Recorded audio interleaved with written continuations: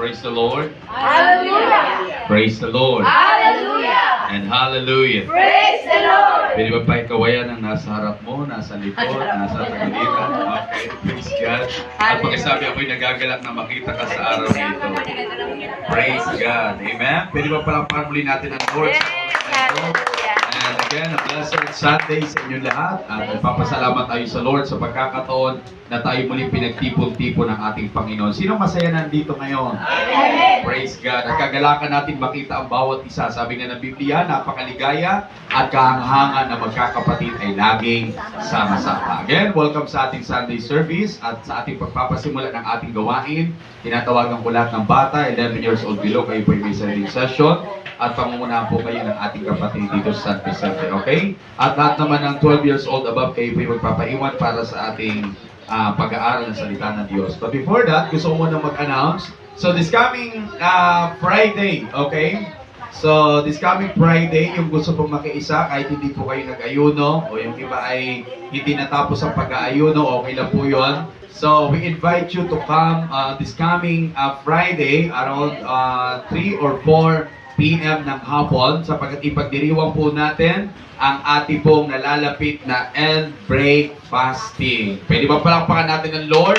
Amen. So, gusto natin ipagdiwang at pasalamatan ang Diyos sa katagumpayan ng ating 11 na pag-aayuno. Tama po ba ako? Friday na yun? Okay. So, kaya po, we invite you, amen po ba, na tayo pumunta dito. Kasama po natin yung mga kapatid natin from Gubat and from Sorsogon, makakasama natin sila. Dito mismo ang venue sa San Vicente. Kaya di na kayo pupunta na. Nang nakarang kasing year, doon tayo sa Sorsogon nag-celebrate. Ngayon naman, ang mag-host naman ng event na ito, walang iba kundi ang San Vicente. Kaya dito pupunta yung mga kapatid po natin para ipagdiwang ang pagtatapos ng ating pag-aayuno. Pag-congratulate ng iyong katabi, kahit hindi yan nag-ayuno, congratulations. Siyempre, dami na rin yan. Amen po ba? So, pinag-pray din natin ang bawat isa sa ating pag-aayuno. Kaya please come at ma-witness po natin ang kasiyahan, kagalakan. Sabi ko nga po, ang end break fasting ay mas magarbo pa, mas masaya pa kaysa New Year celebration. Amen po ba? Kasi syempre, marami pakikipagbaka, una sa laman, at syempre, hindi lang sa laman, kundi yung pakikipagtaguan sa mga mahal sa buhay para hindi lang mahalata na nag-aayun. Okay po ba yun? Buti ang iba siguro naka-adjust na rin, hindi na rin nakikialam. Pero syempre, ganun pa man, pinasalamatan natin ang Lord na pinagtagumpay tayong lahat ng ating Panginoon. Amen po ba? So, ngayon po mga kapatid, tayo po itadako sa hindi pa pala, nais ko lang po i-announce sa inyo, this coming March ay magkakaroon ng panibagong bihis ang ating Sunday service program. Okay? So, dahil gusto natin i-uniform yung ating Sunday worship sa Vienna, which is ang ating pinaka-main church. Amen po ba? So, gusto natin lahat na ng simbahan ngayon ay maging iisa na lang yung flow ng Sunday service kasi even though mayroon tayong main church, pero may iba tayong kaparaanan kung paano ipadaloy ang ating Sunday service. Pero ngayon, this coming March, na pagkasundan sa pastors meeting kahapon, okay, so magiging isa na lang yung flow ng ating Sunday service, okay? So medyo baka manibago kayo dahil yun po ay magiging mas maaga na po dahil may mga aalis na program, ano? So yung kung ano lang ang naroon sa Vienna, yun lang ang gagawin po natin dito. Kaya please, maging maaga po kayo kasi baka manibago kayo kung medyo late na kayo dumating, baka tapos na po yun. Kasi medyo maraming tinanggal na mga na-observe po natin sa worship. Itong old natin na program, so may mga matatanggal po doon. Ano? So may mariretain at may matatanggal. Kaya medyo mapapaaga ang ating Sunday service. Right? Pero hindi lang mapapaaga, kundi gagamitin din po yung time na yon para makipaghalubilo sa ating mga kapatid habang nagko-coffee, habang nag-snack. Yun din naman yung time para magkabanding ang magkakapatid sa Panginoon. Amen po ba? So, yun po yung ating magiging program. Kaya this coming March na po yan, asahan nyo na po, may bagong bihis po ang ating Sunday service. Okay? So, ngayon po idadako po tayo sa salita ng Diyos. Ang ating pinag-usapan na karamang Sunday, pinamagatan po natin. Ano po yung ating topic ng Sunday? Ano po yun? Praise the Lord. Turn vision into reality. Amen po ba? So, yun po yung topic natin nakaraang Sunday, turn vision into reality. Gusto natin yung vision natin ay maging realidad. Amen po ba? Ayaw lang natin na maging vision lang ito o pangaturugan natin habang buhay, habang tayo ay nabubuhay. Gusto din natin na bago man lang tayo kunin ang ating Panginoon, amen, itong mga pioneering natin ng mga kapatid, amen, ay makita pa nila yung vision ay naganap sa ating church. Amen. At lahat tayo gusto natin na marating yung ating ginugol. Amen. Kaya sa susunod, makikita po natin yung mga vision po natin dito. Ilalagay po, ipapascal po natin para mapamiliarize ninyo yung ating vision. Okay? So, at para matupad daw po ang vision, ano kailangan? Kailangan natin ng pananampalataya. Amen. Kaya with faith, our vision will turn into reality. Kasi pag walang pananampalataya, hindi rin to makikita natin yung resulta. Kasi una tinitingnan ay yung ating paniniwala sa ating ginagawa. Sabi nga ng Hebrews chapter 11 verse 6, without faith, it is impossible to please God. Amen. Hindi tayo sasamahan ng Diyos kung hindi natin sasangkapan ng pananampalataya ang lahat ng ating ginagawa. To be honest with you, lahat ng ginagawa natin dito sa church is bounded by faith. Amen? So, lahat ng ginagawa natin dito, pag walang pananampalataya sa Bicol Pagtubod, daimang kita karuruyagan. Amen? Hindi tayo kalulugdan ng ating Panginoon. Kaya every time na pupunta tayo sa church, every time na tayo dadalo ng pagsamba, ang bitbit natin hindi lang Biblia, ang bitbit natin hindi lang cellphone, ang bitbit natin hindi lang mga anak. Mas maganda unang bitbit natin ay yung pananampalataya natin sa Diyos. Amen? Kasi pag dala-dala natin yung pananampalataya sa Diyos, may makikita ka bang negatibo, pero para sa iyo hindi. Lahat ng ito ay mapagtatagumpayan. Amen po ba? Kasi maraming temptation sa pagpunta sa church. Are you with me? Di ba napakaraming tukso pag isa sa katuparan mo, ang kalooban ng Diyos, ang daming mga hadlang. Yes. Napansin nyo, pag hindi naman linggo, wala namang hadlang. Maayos naman ang lahat. Pero pag darating na yung linggo, Sabado, lalo pag Sabado na, maglilinggo na, lalo pag linggo na, parang ang daming humahadlang sa atin. Parang ang daming kabalisahan, ang daming kabisihan, parang marami kang nakikitang gawain. Pero ng Lunes, parang walang gawain. Pero nito, parang may gagawin ako ngayon, di ba? Kaya doon natin masusubok na everytime na tayo tutupad sa tungkulin natin sa Panginoon, sa panata natin sa Diyos, ang kaaway ay gumagawa din ng hakbang para alisin ang ating atensyon, ang ating focus sa ating pagsamba sa ating Diyos. Nakuha ba natin mga kapatid? Kaya mahalaga may kasama tayong pananampalataya. At syempre, hindi lamang po yun. Marami tayong makikita na pwedeng maging ugat ng ating disappointment. Diba? Or discouragement. Yung papunta ka na sa church, dinumuno ka na talagang bihis ka na, nakasalubong mo pa siya. Yung nanghiram sa'yo na hindi nang bayad. Diba? Yung tinaguan ka pa siya talaga nakasalubong mo. Nakuha natin yung laging chinichis, ini-issue ka, siya pa yung nakasalubong mo talaga, kayo maraming tentasyon. Kaya kung walang pananampalataya, ay babadaw, rakot na naman ang ating taong ini. Mahuli na lang ako, di ba? Kung walang pananampalataya. Pero pag may pananampalataya, ano man makita mo, ano man maobserbahan mo, kahit ma-disappoint ka, kahit ma-discourage ka, pero tuloy ka pa rin sa Panginoon. Bakit? Dahil ang dala-dala mo pananampalataya sa Diyos. At naniniwala ka man, magusot ng araw mo, may Diyos na aayos ng gusot na araw natin. Ngayon ko ba? Natin yung pananampalataya sa lahat ng ating ginagawa. Pero ano bang klaseng pananampalataya ang gusto ng Diyos? At ito yung ating pag-uusapan, childlike faith. Ang gusto ng Diyos sa pananampalataya ay katulad ng pananampalataya ng isang bata. I already discussed these topics na nakaraan, matagal ng panahon, at na-discuss din ito sa training na nakaraang January sa ating mga leaders, right? Pero siyempre para maging uniform yung ating knowledge and information, gusto natin na lahat tayo ay marinig din itong topic na ito. Amen. So ano bang gusto nating anong gusto pananampalataya ng Diyos? Childlike faith. Pananampalataya na katulad ng bata. Sabi ng Matthew chapter 18 verse 1 to 5. Kung kayo po ay kaya magbasa, sige po, pakilagay po sa ating slide. Okay, nandiyan ba? Naghang?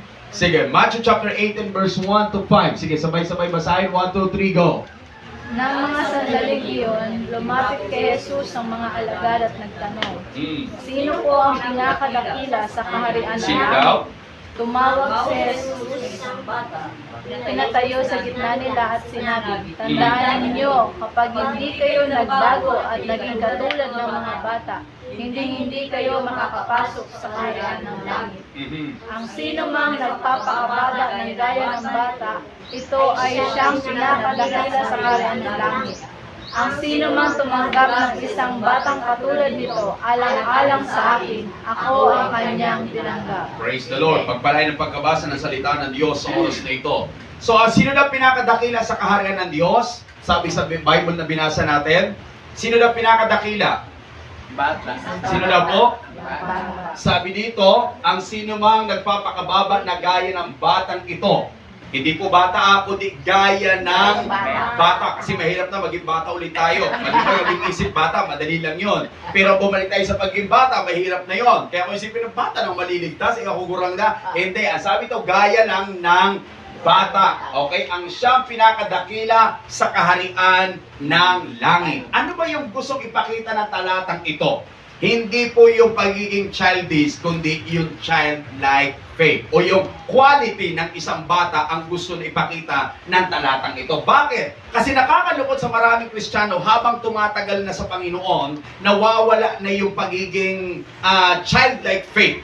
No? Especially kapag yung mga Kristiyano ay naging pamilyar na sa mga ginagawa sa church.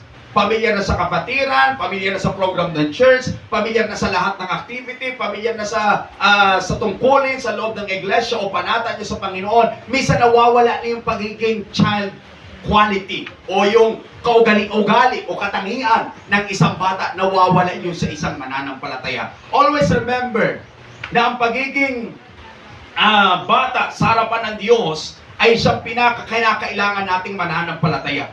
Why? Why? Because our relationship with God will never grow old.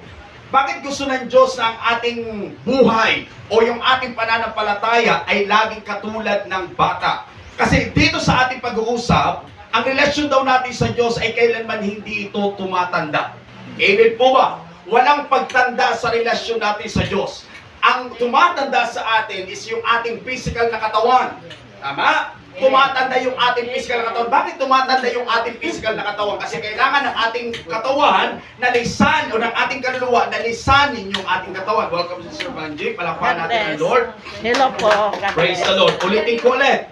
Bakit tumatanda yung ating physical na katawan? Kasi kinakailangan ng ating kaluluwa na lisanin ang ating katawang lupa.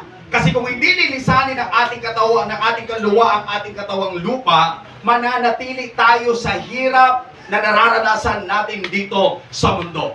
Kaya itinakda ng Diyos ang kamatayan. Doon ang kamatayan ay bunga ng kasalanan. Pero niloob ng Diyos na ang ating katawan ay tumanda at mamatay nang sa gayon, sa huling kapanahunan ay muling buhayin ng Diyos ang ating katawan at palitan ng katawang makalangit. Amen. Nakuha ba natin? Kasi hindi mapapalitan ng katawang makalangit ang ating katawang lupa hanggat hindi ito mamamatay. Pero ang namamatay lang sa atin, ang tumatanda lang sa atin, ang nagkakaroon ng edad sa atin, ang ating katawan. Pero ang ating kaluluwa ay mananatili, okay, na bata sa harapan ng ating Panginoon. Kaya nga ang tawag sa atin ng Diyos ay child. Amen. Anong ibig sabihin nito? Ito yung relasyon na patuloy nating dinedevelop sa harapan ng Panginoon. And not only that, our relationship with God is not no departure. Ang relasyon natin sa Diyos ay hindi tumatanda. Pangalawa, ang relasyon natin sa Diyos ay hindi mahihiwalay. Amen po ba? Sa lupa, mahihiwalay tayo. Sa kapwa, mahihiwalay tayo. But always remember, sa Diyos, hindi tayo mahihiwalay kahit sa ating susunod na buhay. Kasama natin ang ating Ama. Siya ang ating Ama, tayo ang kanyang anak. At yun ang relasyon natin sa Diyos. Amen po ba? Kaya nga habang nabubuhay tayo dito sa lupa, binibigyan tayo ng Diyos ng pagkakataon para ating isagawa ang ating relasyon sa Kanya bilang mga anak ng ating Panginoon. At sabi nito, kahit na po okay, dumating sa eternal na ating pamumuhay, mananatili ang relasyon natin sa ating Diyos. Always remember, panandalian lang ang buhay natin dito sa lupa. Amen po ba? Panandalian lamang ang buhay natin dito sa lupa hanggang sa dumating tayo sa pinakatunay na buhay, at ang tunay na buhay na yon ay ang makapiling ang ating Panginoon. Kaya habang narito tayo sa lupa, sinasanay na natin ang ating sarili sa pakikipag-ugnayan sa Diyos. Amen. Amen po ba? So ang lupang ito ang ating training ground. Amen. Ang equipping ground, ang empowering ground para sanayin yung ating sarili sa ating relasyon sa Diyos. Kaya nandito ka sa church kasi itinuturo sa iyo kung paano makipagrelasyon sa Diyos. Amen. Amen? Kaya nga hanggat ang tao ay hindi nabibigyan ng wastong aral, hindi nga alam kung paano makipagrelasyon sa Diyos. Tama po ba? Kaya ang tao ligaw sa pakipag-ugnayan sa Diyos dahil walang wastong kaalaman kung paano i-exercise, kung paano isagawa ang kanyang relasyon sa Diyos. Amen. So kaya tayo tinuturuan na salita ng Diyos para ano? Para tayo matuto kung paano tayo makipag-ugnayan sa ating Panginoon. At ano pa sabi ng ating pag-aaral? Sabi ng Biblia sa aklat ng Ephesians chapter 2 verse 19. Now therefore ye you are no more stranger and foreigner, but a fellow citizen with the saint and of the household of God. Anong sabi po ng Bible? Since that God is giving us opportunity to exercise our relationship with Him as He is our Father at tayong anak ng Diyos, sabi po dito, tayo ibinilang ng Diyos na kanyang mga hinirang at bayan ng Diyos na kasama ng mga banal. Sino daw ang kasama natin? Mga banal. Praise the Lord. Kahit minsan di natin alam kung banal ba tayo at hindi natin kaya magpakabanal, pero sabi dito sa Biblia, kasama tayo ng mga banal. Hallelujah. Meaning to say, kung kasama tayo ng mga banal, tayo naman ay pinaging banal. Amen. Magkaiba yung pinaging banal sa banal. Ang pinaging banal, hindi natin nagawa na tayo maging malinis consistently. Pero may Diyos na banal na nagbigay sa atin ng kalinisan para maging malinis tayo lagi sa harapan ng Diyos. At ang nagbigay ng kalinisan na yon, walang iba kundi ang Panginoong Jesucristo na namatay sa krus ng Kalbaryo, na nagkaroon ng kanyang buhay at ang naging kabayaran at kaugasan ng ating mga kasalanan. Siya ang naglinis sa atin. Kaya ang pagiging banal natin is not our might. Hindi ito sa lakas natin. Hindi dahil may ginawa kang kabutihan. Hindi dahil ikaw ay mabait o mabuti kaya naging banal ka. No. Ang ating pagiging banal ay inilagay ng Diyos sa atin sa pamagitan ng kanyang anak. Paano inilagay ng Diyos? Sabi ng aklat ng Galatia, isinuot sa atin ang buhay ni Kristo. Hallelujah. Kaya kahit marami tayong kasalanan, kahit marami tayong nagagawang pagkakamali, pero dahil kay Kristo na banal at malinis na isinuot sa atin, hindi na nakikita ng Ama ang ating karumihan. Ang nakikita sa atin si Jesus na nagbayad ng ating mga kasalanan. Siya ang dahilan kung bakit karapat-dapat na tayo sa Ama ngayon. Nakuha ba natin mga kapatid? Hindi ito sa lakas natin, hindi ito sa galing natin, hindi ito sa kabutihan natin, kundi sa kabutihan ng Diyos. Amen. Kaya nga may pagsamba tayo sa Diyos, may mga awitin tayo sa Diyos para doon natin dalhin ang kabutihan ng Diyos at awitin natin sa Kanya. Kaya yung awit kayo na kahit kailan, di ka nagkulang. Tayong marami tayong pagkukulang. Malimit tayo makalimot sa Diyos. Ang umaga natin minsan hawak labahan imbis Biblia. Ang umaga natin minsan hawak kape imbis na panalangin. Nagkukulang tayo sa Diyos. Pero ang Diyos hindi nagkukulang sa atin. Kaya doon natin binibitbit ang pag-awit natin sa Diyos. Tandaan nyo yung awit dito, hindi lang yan liriko. Yan ay pag-express natin na kung ano ang ginawa natin ng Diyos sa ating lahat. Ini-express natin sa Diyos. Kaya tuwing umaawit tayo sa Diyos, ipinapakita natin, ibinibigay natin sa Kanya, at patuloy natin ipinaaabot sa Kanya, Panginoon, hindi ka nagkulang sa akin. Amen po ba? Hello! Panginoon, hindi ka nagbago sa akin. Panginoon, napakabuti mo. Yun ang inaabot natin sa Diyos. Kaya ang taong ini-express sa Diyos ang kanyang kabutihan, hindi pwede na walang pagluha sa kanyang mga mata. Hindi pwede na wala itong impact sa kanyang buhay. Bakit? Dahil naranasan niya mismo ang Diyos sa buhay niya. Nakuha ba natin mga kapatid? And imagine, tayo ipinabilang ng Diyos sa mga banal. Amen. At ano pa sabi dito? At sabi dito, and of the household of God. Kasama daw tayo sa sambahayan ng Diyos. Hallelujah. Amen. Hindi man tayo magkakamag-anak dito. Hindi man tayo magkakadugo dito. Iba-iba man ang relasyon natin sa isa't isa. Pero pinag-iisa tayo ng relasyon sa sambahayan ng Diyos. Hindi man kita kadugo, pero kadugo kita kay Kristo. Hindi man kita kababayan, pero kababayan kita kay Kristo. Iisa na tayo ngayon sa harapan ng ating Panginoon. At iisang pamilya na tayo ngayon sa harapan ng Panginoon. Kaya dito sa iglesia, magkakapatid tayo sa Amen. Panginoon. Hallelujah. Amen. And we are one big family. Amen. Amen.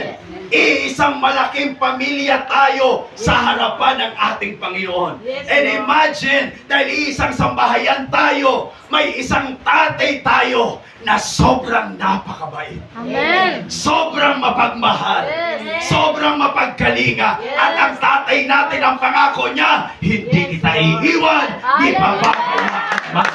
At sabi niya sa aklat ng Isaiah, kahit pumuti na ang buhok mo, Amen. aalagaan pa rin kita. Thank Di ba may awit ang mundo? Kahit pumuti na ang buhok. Oh, Amen. pero pag puti na ang buhok, nag-iisa na lang. Nakuha ba natin mga kapatid? Hello! Sa mundo, mayroong pagkukulang. Sa mundo, mayroong hindi nagagawa sa'yo. Pero ang Diyos ng ating sambahayan ay pinaka-the best na Diyos dahil ang mga pangako niya ay tinutupad niya sa atin. Wala ka man naratnan na tatay, wala man naging mabuting tatay, hindi ka man naarugan ng iyong tatay, hindi mo man nakilala ang iyong tatay, pero may tatay na nagpapakilala sa iyo. At sabi niya pa sa aklat ng awit, I am a good father and I am the father of the fatherless. Siya ang ama ng walang ama at yung ama na ito, isinisisik niya ang kanyang sarili sa lahat ng tao na kanyang pinili at hinirang para maging ama mo lang siya at ikaw naman ay kanyang maging anak. He is the good father. He is a loving father. Pero gusto ng Diyos na makita din sa atin ang pagiging anak. And that thing that we need to respond to God is to be the son of our God. Kaya nga hindi na tayo taga-ibang lupa at hindi na tayo stranger sa harapan ng Diyos, kundi tayo isang bayan na ng ating Panginoon at kasama ng mga pinaging banal. Kaya nga lahat tayo na nasa Panginoon ay sobrang pinagpala ng Diyos. Hallelujah. Pakisabi sa katabi mo, you are so blessed. Englishin mo para the best. Amen po ba? Amen po ba? Kasi mas maganda pakinggan pag English eh. Amen po ba? So napakapalad mo kapatid. Dahil nasa Panginoon ka. I am not telling you na mapalad ka dahil nasa church ka. No. Kasi maraming nasa church pero wala sa Panginoon. Ang sinasabi ko, nasa Panginoon ka, kaya mapalad ka. Amen po ba? Bakit? Bakit napakapalad natin nang tayo'y nasa Panginoon? Kasi nang nasa Panginoon na tayo, binigyan tayo ng Diyos ng karapatan na maging anak niya. Hallelujah. Anong meron tayo? Rights.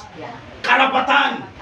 Kaya ikaw na sumampalataya, tumanggap kay Jesucristo, sabi ng Bible, binigyan ka ng Diyos ng karapatan na maging anak ng Diyos. Hallelujah. Pag sinabing may karapatan ka, anuman ang mayroon sa Diyos, sa'yo yun. Amen. Parang medyo mahina. Amen. Hello! Pag sinabing may karapatan ka, kung ano ang pag-aari ng Diyos, pag-aari mo. Kung ano ang mayroon sa Diyos, makukuha mo. Kung ano ang mayroon sa karya ng Diyos, ibinibigay sa'yo. Bakit? May karapatan ka. At ang may karapatan, manalangin langit ang may karapatan tumawag ng Ama. Yung mga sumampalataya at tumanggap kay Jesucristo, yun ang may karapatan tumawag sa kanya ng Ama. Amen po ba?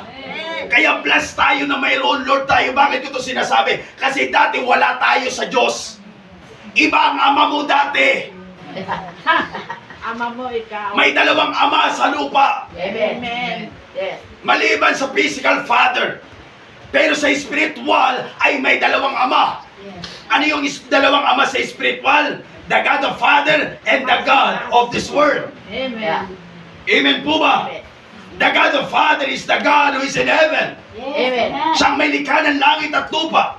At ang ama na sa libutang ito, walang iba kundi si Satanas. Yes.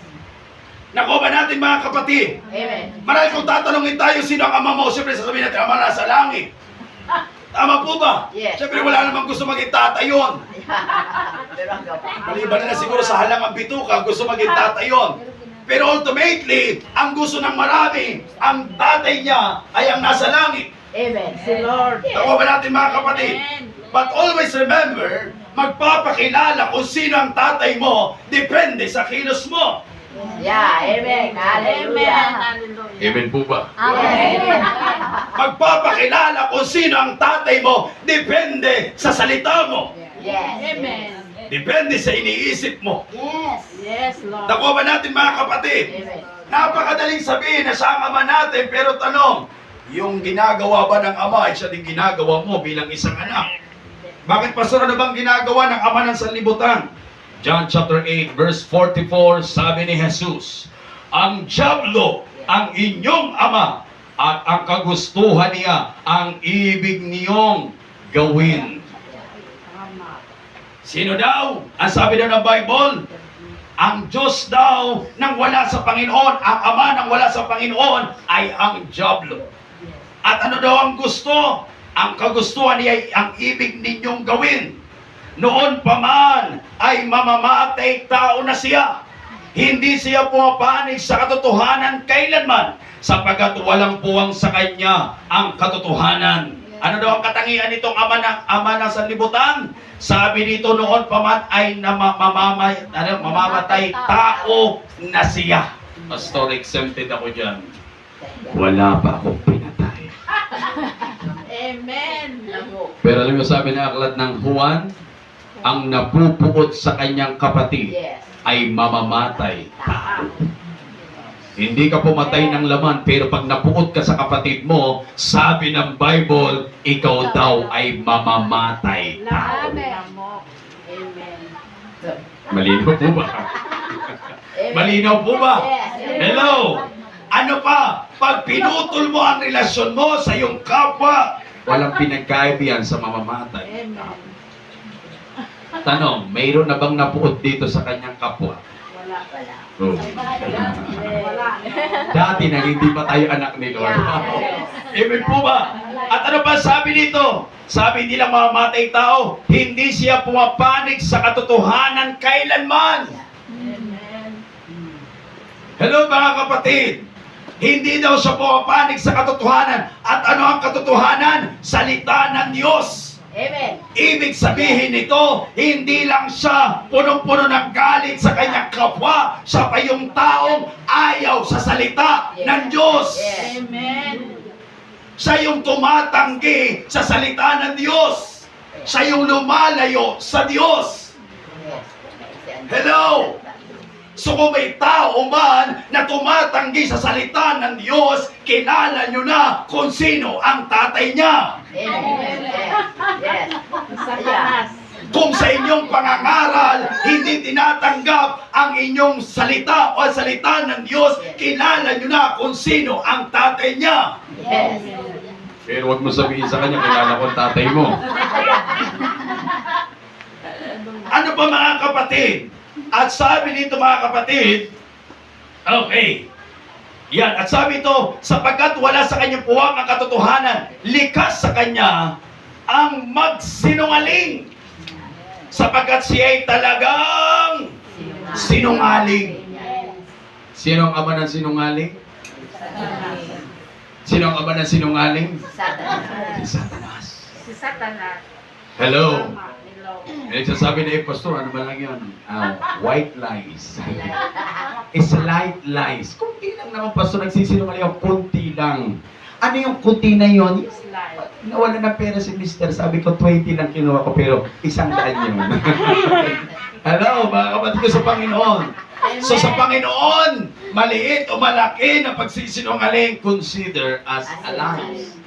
Tandaan nyo, walang timbangan ng kasalanan sa harap ng Diyos. Nakuha ba natin? Ang lahat ng kasalanan ay kasalanan sa harapan ng ating Panginoon. Lahat ng kasinungalingan ay kasinungalingan sa harapan ng Diyos. Because He is the God of truth. He is not the God of lies. Are you with me? That's why, church, we are called by God to practice truth. Amen. I-practice natin ang katotohanan. Amen. Amen po ba? Kaya iwas-iwasan ito. Wala ba nakakagawa nito dito?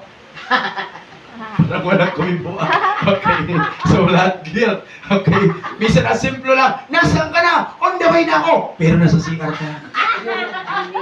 Nasaan ka na? Di ba? May mga simple lang na minsan nagagawa pa natin Padyan na, wala pa. sinungaling. Nakuha ba natin? Amen. At ano sabi dito? At sabi pa dito, at siya ang ama ng kasinungalingan. Kaya magpapatunay kung sino ang ating ama, depende kung paano tayo mamuhay. Kaya mahalaga may pamuhay natin ang katangian ng isang anak ng Diyos. Kaya nga, ito ang ating pag-uusapan para ma-exercise natin ang ating relasyon sa ating Panginoon sa pamagitan ng ating pananampalataya sa Kanya. So, childlike faith. First, sabi dito, isang gusto natin makita sa pananampalataya ng bata ay ang kwalidad ng isang bata. Yung quality ng isang bata. Ano nga ba ang quality ng isang bata na pwede natin pulutan para ma-exercise natin ang relasyon natin sa Diyos sa pamagitan ng ating pananampalataya sa Kanya? Okay, number one quality ng isang bata, ang isang bata ay una, trusting. Okay, nandiyan na ba? Ano ang una? Trusting. Trusting. So, pag sinabing trusting, sa Tagalog, madaling maniwala at magtiwala. Okay? Ang gusto ng Diyos sa atin bilang Kanyang anak, tayo yung mga anak niya na madaling maniwala sa Kanyang salita. Tama po ba? Tayo yung mga anak niya na hindi nagdududa sa Kanyang mga salita. Sapagkat sinabi ng Aklat ng Santiago, ang sino mang humihingi sa Diyos at mabago-bago ang kanyang isipan, ay huwag nang umasang tatanggap ng kanyang hinihingi. Tama po ba? So, ang salita ng Diyos ay nagsasabi na once na pabago-bago ang iyong isipan at hindi ka nagtitiwala sa Diyos, hindi mo matatanggap anumang hinihingi mo sa Panginoon. Kaya nga mayroon tayong mga panalangin hanggang ngayon ay panalangin pa rin. Bakit? Dahil mabilis tayong magbago sa mga hinihingi natin sa Diyos. Especially kapag yung pinapanalangin po natin ay tingin na ba malayo sa kagustuhan natin ang nangyayari. Pinagpipray mo magbago ang iyong pamilya, parang mas lalong lumalala sila. Pinagpipray mo na gumanda ang trabaho mo, pero parang pahirap ka sa trabaho mo. Pinagpipray mo na maging mabait ang iyong mga anak, pero parang pasaway ang iyong mga anak. Pinagpipray mo na magbago ang relasyon mo sa iyong kapwa, pero parang pagulo ang relasyon mo sa iyong kapwa.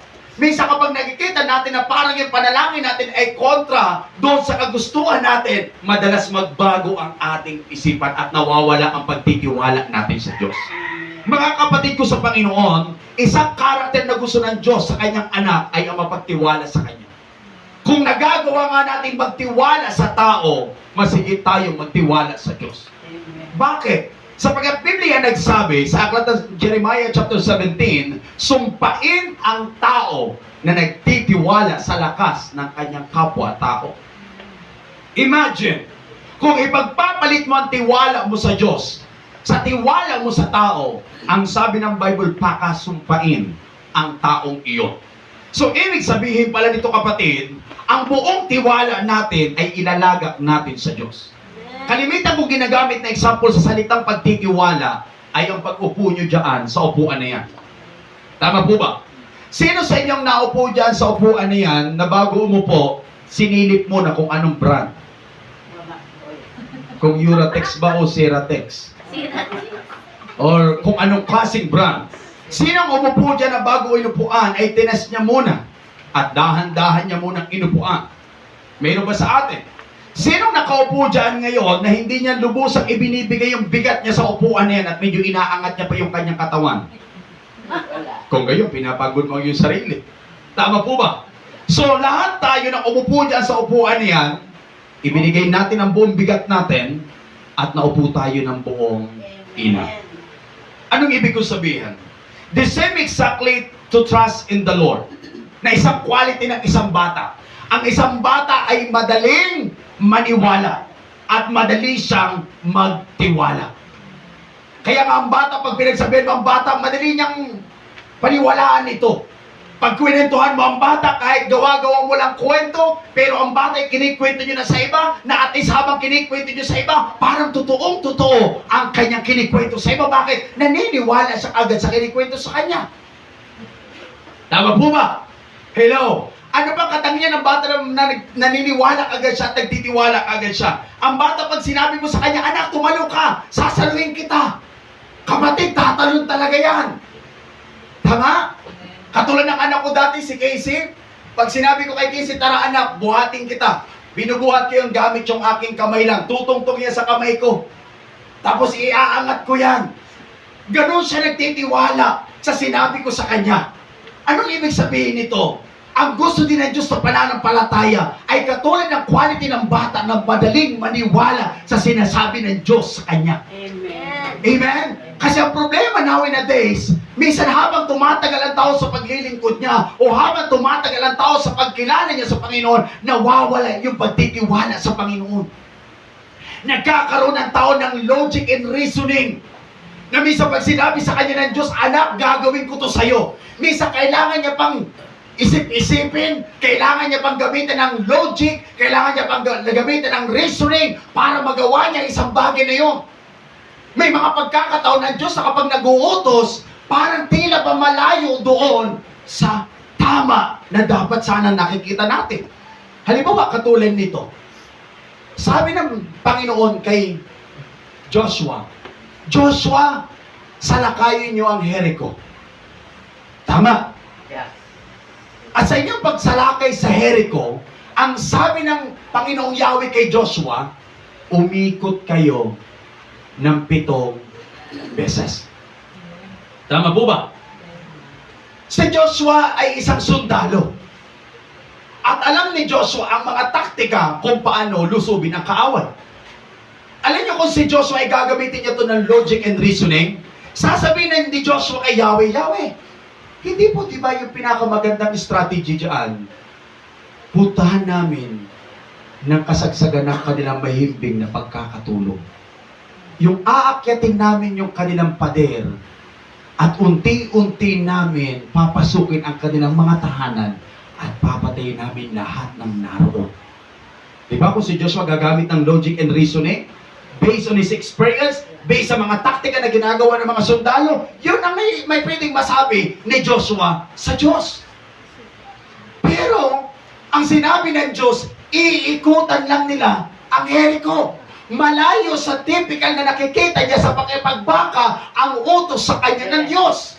Pero tanong, nagtanong ba si Joshua sa Diyos? Wala. Hindi. Nagtanong ba siya, bakit ganun Yahweh ang utos mo sa akin? He never asked. Yeah. Anong ginawa ni Joshua? Sunod. Sinunod niya ang Diyos. Amen. Nagtiwala siya sa salita ng Diyos. Yeah. At ano nangyari sa kanyang pagtitiwala sa salita ng Diyos? Makatapos niyang maikot ng 7 beses na for the first time doon lang niya naikot yung Jericho na yon. Anong sabi ng Bible? Sa kanilang paghiyawan, nagiba ang wall ng Jericho. Amen. Amen po ba? Amen po ba? Amen. So dahil nagtiwala si Joshua sa salita ng Diyos, nakita niya yung extraordinary na power ng Diyos na ipinakita niya mismo harap-harapan sa kanya na yung Diyos niya walang imposible. Yes. Hallelujah. Hello! Hallelujah. Naunawaan ba natin? Amen. Kaya minsan nananalangin ka, Lord, pagpalain mo ako. Pero parang pahirap tuloy ng pahirap. Lord, makahanap ako ng trabaho, pero parang ang hirap ng trabaho. Panginoon, ma-promote ako, pero na-promote pa yung iba kaysa iyo. Minsan iba ang kaparaanan ng Diyos. Amen. Pero pag magtiwala ka sa Kanyang salita, minsan iba ang nauuna. pero ikaw na ang sunod. At kapag ikaw ang sinunod ng Diyos, higit pa sa nauna. May kausap pa ako dito. Imagine, si Ana na ina ni Prophet Samuel. Amen po ba? At meron pang isang asawa, ang tatay ni Prophet Samuel. Mas nauna pang manganak yung isang asawa ng ama ni Prophet Samuel kaysa sa kanyang ina na si Ana. Tama po ba? Yes.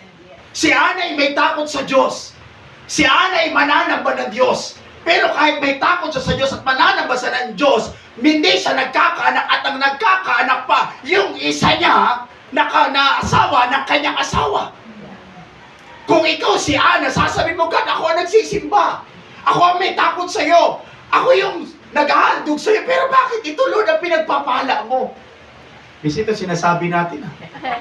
Di ba? Lord, ako lagi nag-church every Sunday. Ito di ba ito nag-church? Bakit may kutsi na? Ako tricycle pa rin. Di ba? Imagine. Pero anong sinabi na salita ng Diyos?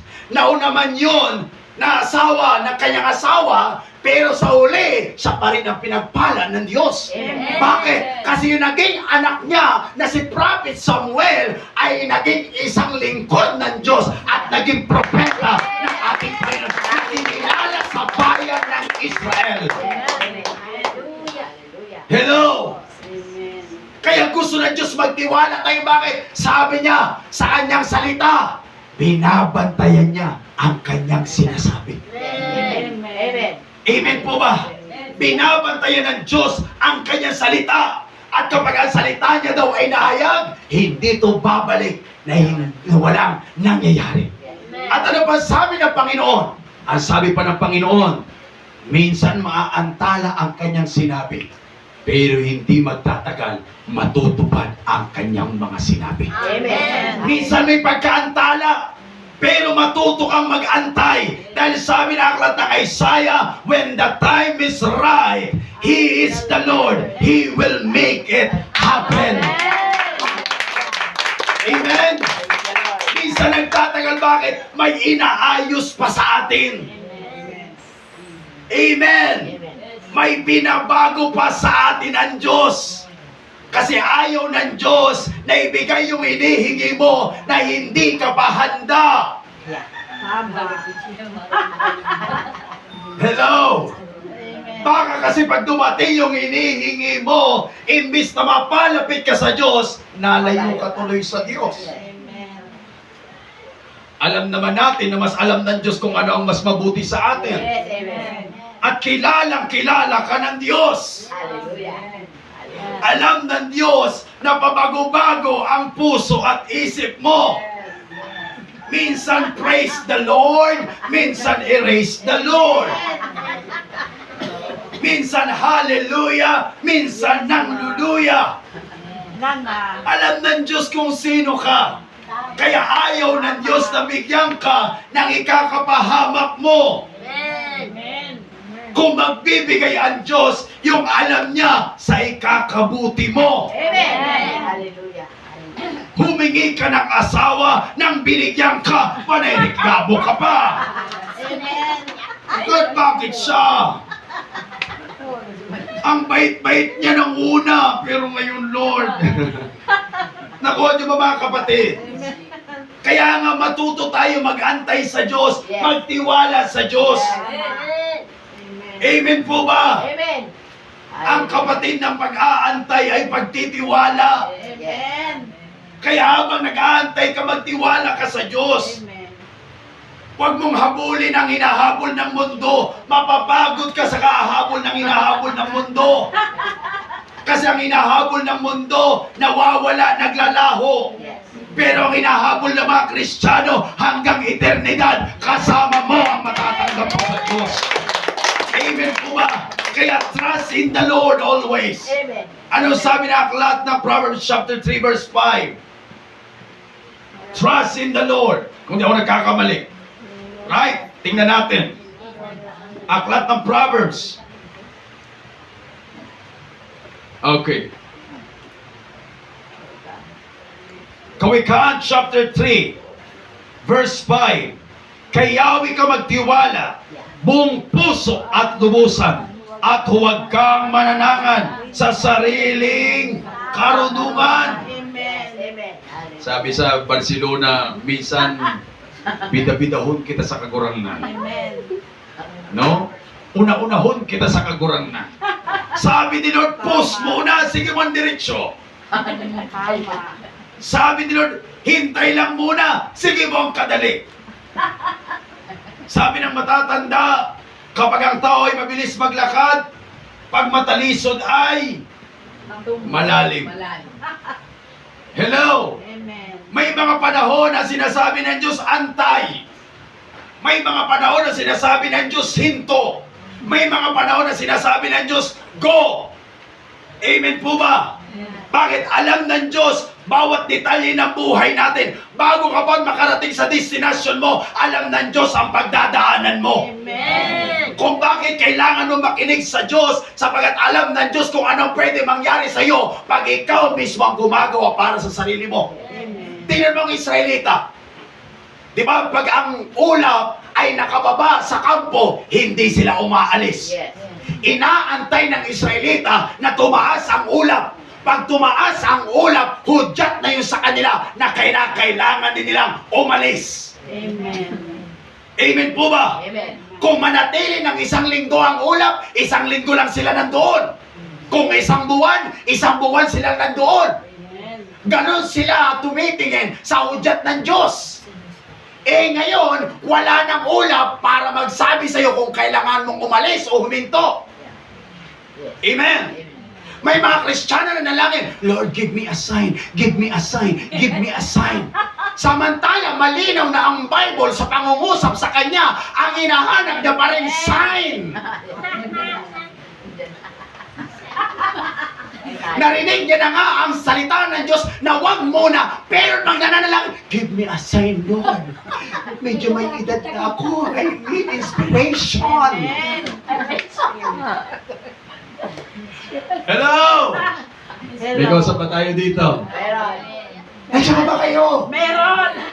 Hanap tayo ng hanap ng sign kay Lord. May sign na nga si Lord. Asan ang sign ni Lord? Salita. Yes. Amen. Binigay na ng Diyos sa kanya salita. Anong gagawin mo na lang? Susundin mo na lang. Yes. Amen. Amen? Amen po ba? Aantayin mo na lang ang salita ng Diyos. Yes. Amen. Pakikinggan mo na lang ang salita ng Diyos. At anong kailangan mo? Magtiwala sa salita ng Diyos. Amen? Tingnan yung quality sa bata. No signal. Praise the Lord. Ano sabi dito? A child believes without complication. Ano daw ang bata? Naniniwala daw ang bata na walang komplikasyon. Anong ibig sabihin ng komplikasyon? Walang tanong-tanong. Anong ibig sabihin ng komplikasyon? Ano ibig sabihin ng komplikasyon? Normally, nadating ito sa mga may sakit. Pag sinabing may komplikasyon na, anong ibig sabihin nito? Yung hindi na matrace ng doktor kung ano ang sakit niya at kung ano ang uunahin gagamutin.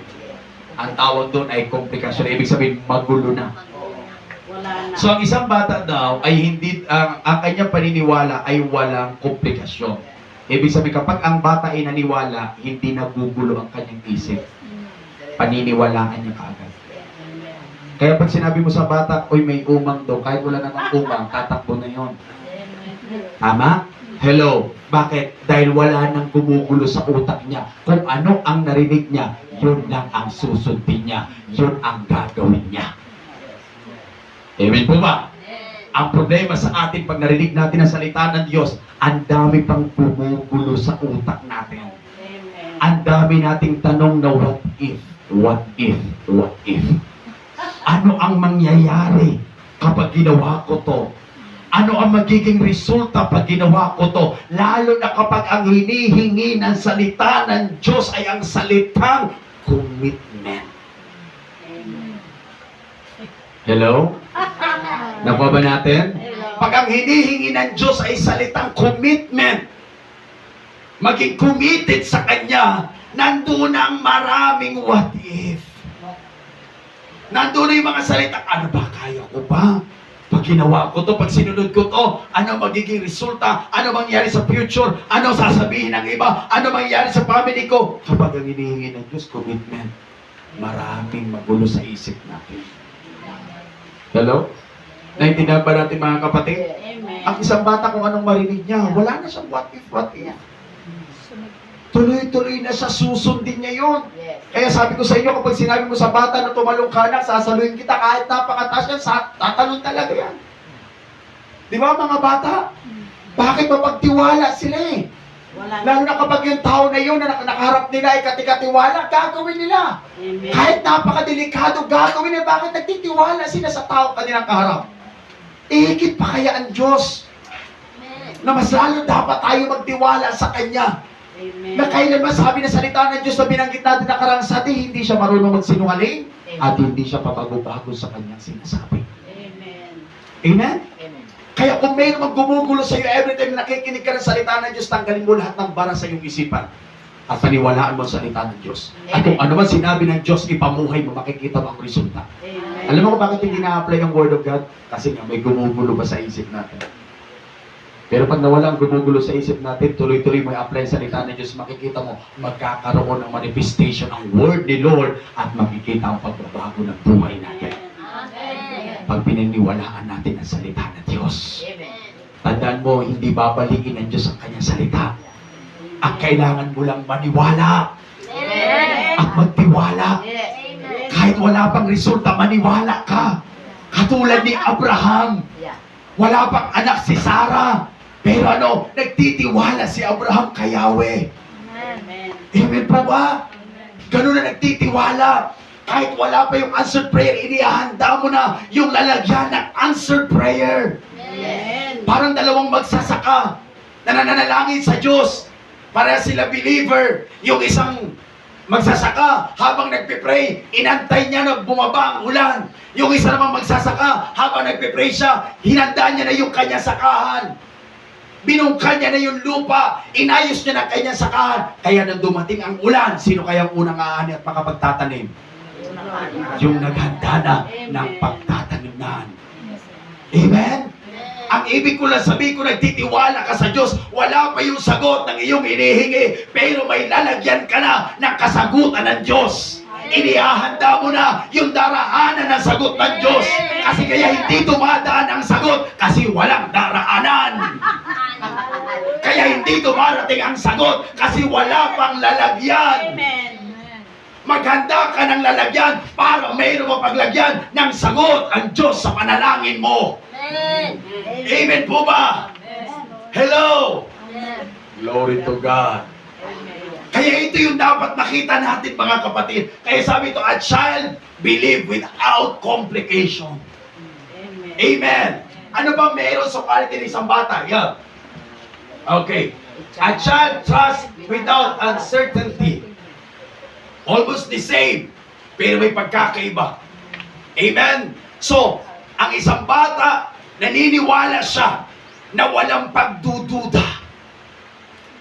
Hindi niya dinududahan ang kapangyarihan ng Diyos kapag ikaw ay anak ng Diyos. Amen? Bakit? Bakit hindi mo kailangang pagdudahan ang kapangyarihan ng Diyos? Kung nahating niya nga ang dagat na pula. Amen? Kung doon nga sa walang daraan nakagawa siya ng daan. Kung doon sa ilang ay nakapagpadala siya ng mga karne. At doon sa ilang ay nakapagpabukal siya ng tubig, kapatid. Imagine, sa mga pangangailangan natin, hindi kaya kayang i-provide. Alam niyo sabi ng aklat ng Romans chapter 8, kung ang kanyang kaisa-isang anak ay naibigay niya at hindi niya ipinagkait, pangangailangan mo pa kaya? Amen po ba? Amen. Amen po ba? Naniniwala ako mga kapatid, kapag wala ng daan, wala ng kaparaanan na naiisip ka, yan ang the best na pagkakataon para kaparaanan naman ng Diyos. Amen. Kaya nga nawawalan ka ng kaparaanan kasi Diyos ang gagawa ng kaparaanan. Ang problema, wala ka ng paraan, pinipilit mo magkaroon ng kaparaanan. Kaya imbis na mapabuti ang kaparaanan ng Diyos, napasama tuloy bakit ikaw ang gumawa ng paraan. Amen. Imbis sana na hindi makompromiso ang pangangailangan mo, nakompromiso bakit ikaw ang gumawa ng paraan. Ang sabi ng Diyos, magbibigay ako. Ang sinabi mo, mangungutang ako. Kaya lumagutang ka. May kausap pa ako dito. Amen. Ang sabi ni Diyos, gagamit ako ng tao, pumunta ka sa ibang tao, makahama ka tulog. Amen. Pagkaparaanan ng Diyos, paniwalaan mo. Pag hindi mo na kaya, kaya yan ng Diyos. Amen. Naturingan tayong Kristiyano. Dapat makita ito sa atin. Amen. Amen po ba? Alisin mo yung pagdududa sa kapangyarihan ng Diyos. Huwag kang hahakbang na alam mo, hindi ka sigurado. Amen. Amen po ba? Amen po ba? Amen. Ganito yun. Bigyan kayo. Ang Diyos ay nagbibigay ng impresyon. Amen. Pag ako'y nasa kalsada, pag tumatakbo ako na napakabilis, pag walang kaba, dire-diretso ako. Pero pag may kaba ako, May umang. kinakailangan ko lang ihinto. Amen. Tama? Kailangan ka magdahan-dahan. Bakit? Kasi pag may kaba ako na tinakbo ko pa, sigurado may resulta. Are you with me? Amen. Anong ibig ko sabihin? May mga pagkakataon na kumikilos at gumagalaw tayo na may impression ang Diyos sa puso natin. Amen. Ang problema, inimpress na ng Diyos na hinto, dire-diretso tayo. Eh, pag nadapa tayo, saka tayo, Lord, bakit mo ako inayaang madapa? Sabi na nga, naminto ka eh. Dumiretso ka nga lang. Tama ba natin mga kapatid? So always trust in the Lord. Alisin mo yung doubt mo sa ginagawa ng Panginoon. Kapag sinunod mo ang sinasabi ng Diyos, maganda ang resulta. Right? Ano pa mga kapatid, ang quality ng bata sa pagtitiwala? It's easy for a child to believe. Ang bilis maniwala ng bata. Amen po ba? Ang bilis maniwala ng bata. Ang bata kapag narinig niya, ang sinabi mo sa kanya, paniniwalaan niya kagad. O ba natin? Hello? Kaya pag sinabi mo, anak, alam mo hindi na kita mahal, iiyakan ka niya. Kahit joke lang yun. Pag sinabi, anak, aalis na ako, lalayas na ako, iiyakan ka niya. Kahit joke lang yun, di ba? Ang bata madaling maniwala eh. Kahit simpleng salita lang, naniniwala kagad ang mga bata. Bakit? Kasi hindi sila loaded ng information. Right? Yun din ang gusto ng Diyos. Ano ba? It's easy to convince a child.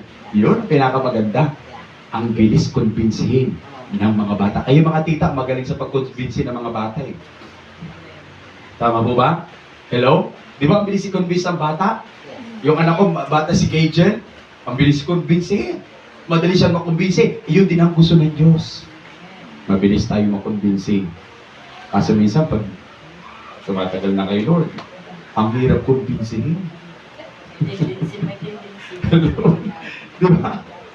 Yung bata, madaling kumbinsihin eh. Di ba? Anak, gawin mo to. Isasama kita sa Jollibee. Di ba? Mabilis makumbinsi ang bata. Pero yung matatanda, ang hirap na kumbinsihin. Oo natin, ang hirap na.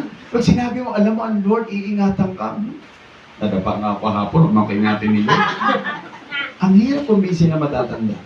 Kaya gusto ng Diyos, ibalik tayo dito sa qualities na ito. Are you with me? Gusto ng Diyos na tayo ay mabilis makonvince. Amen. Kung ano sinabi ng Diyos, kumbinsi ka kagad.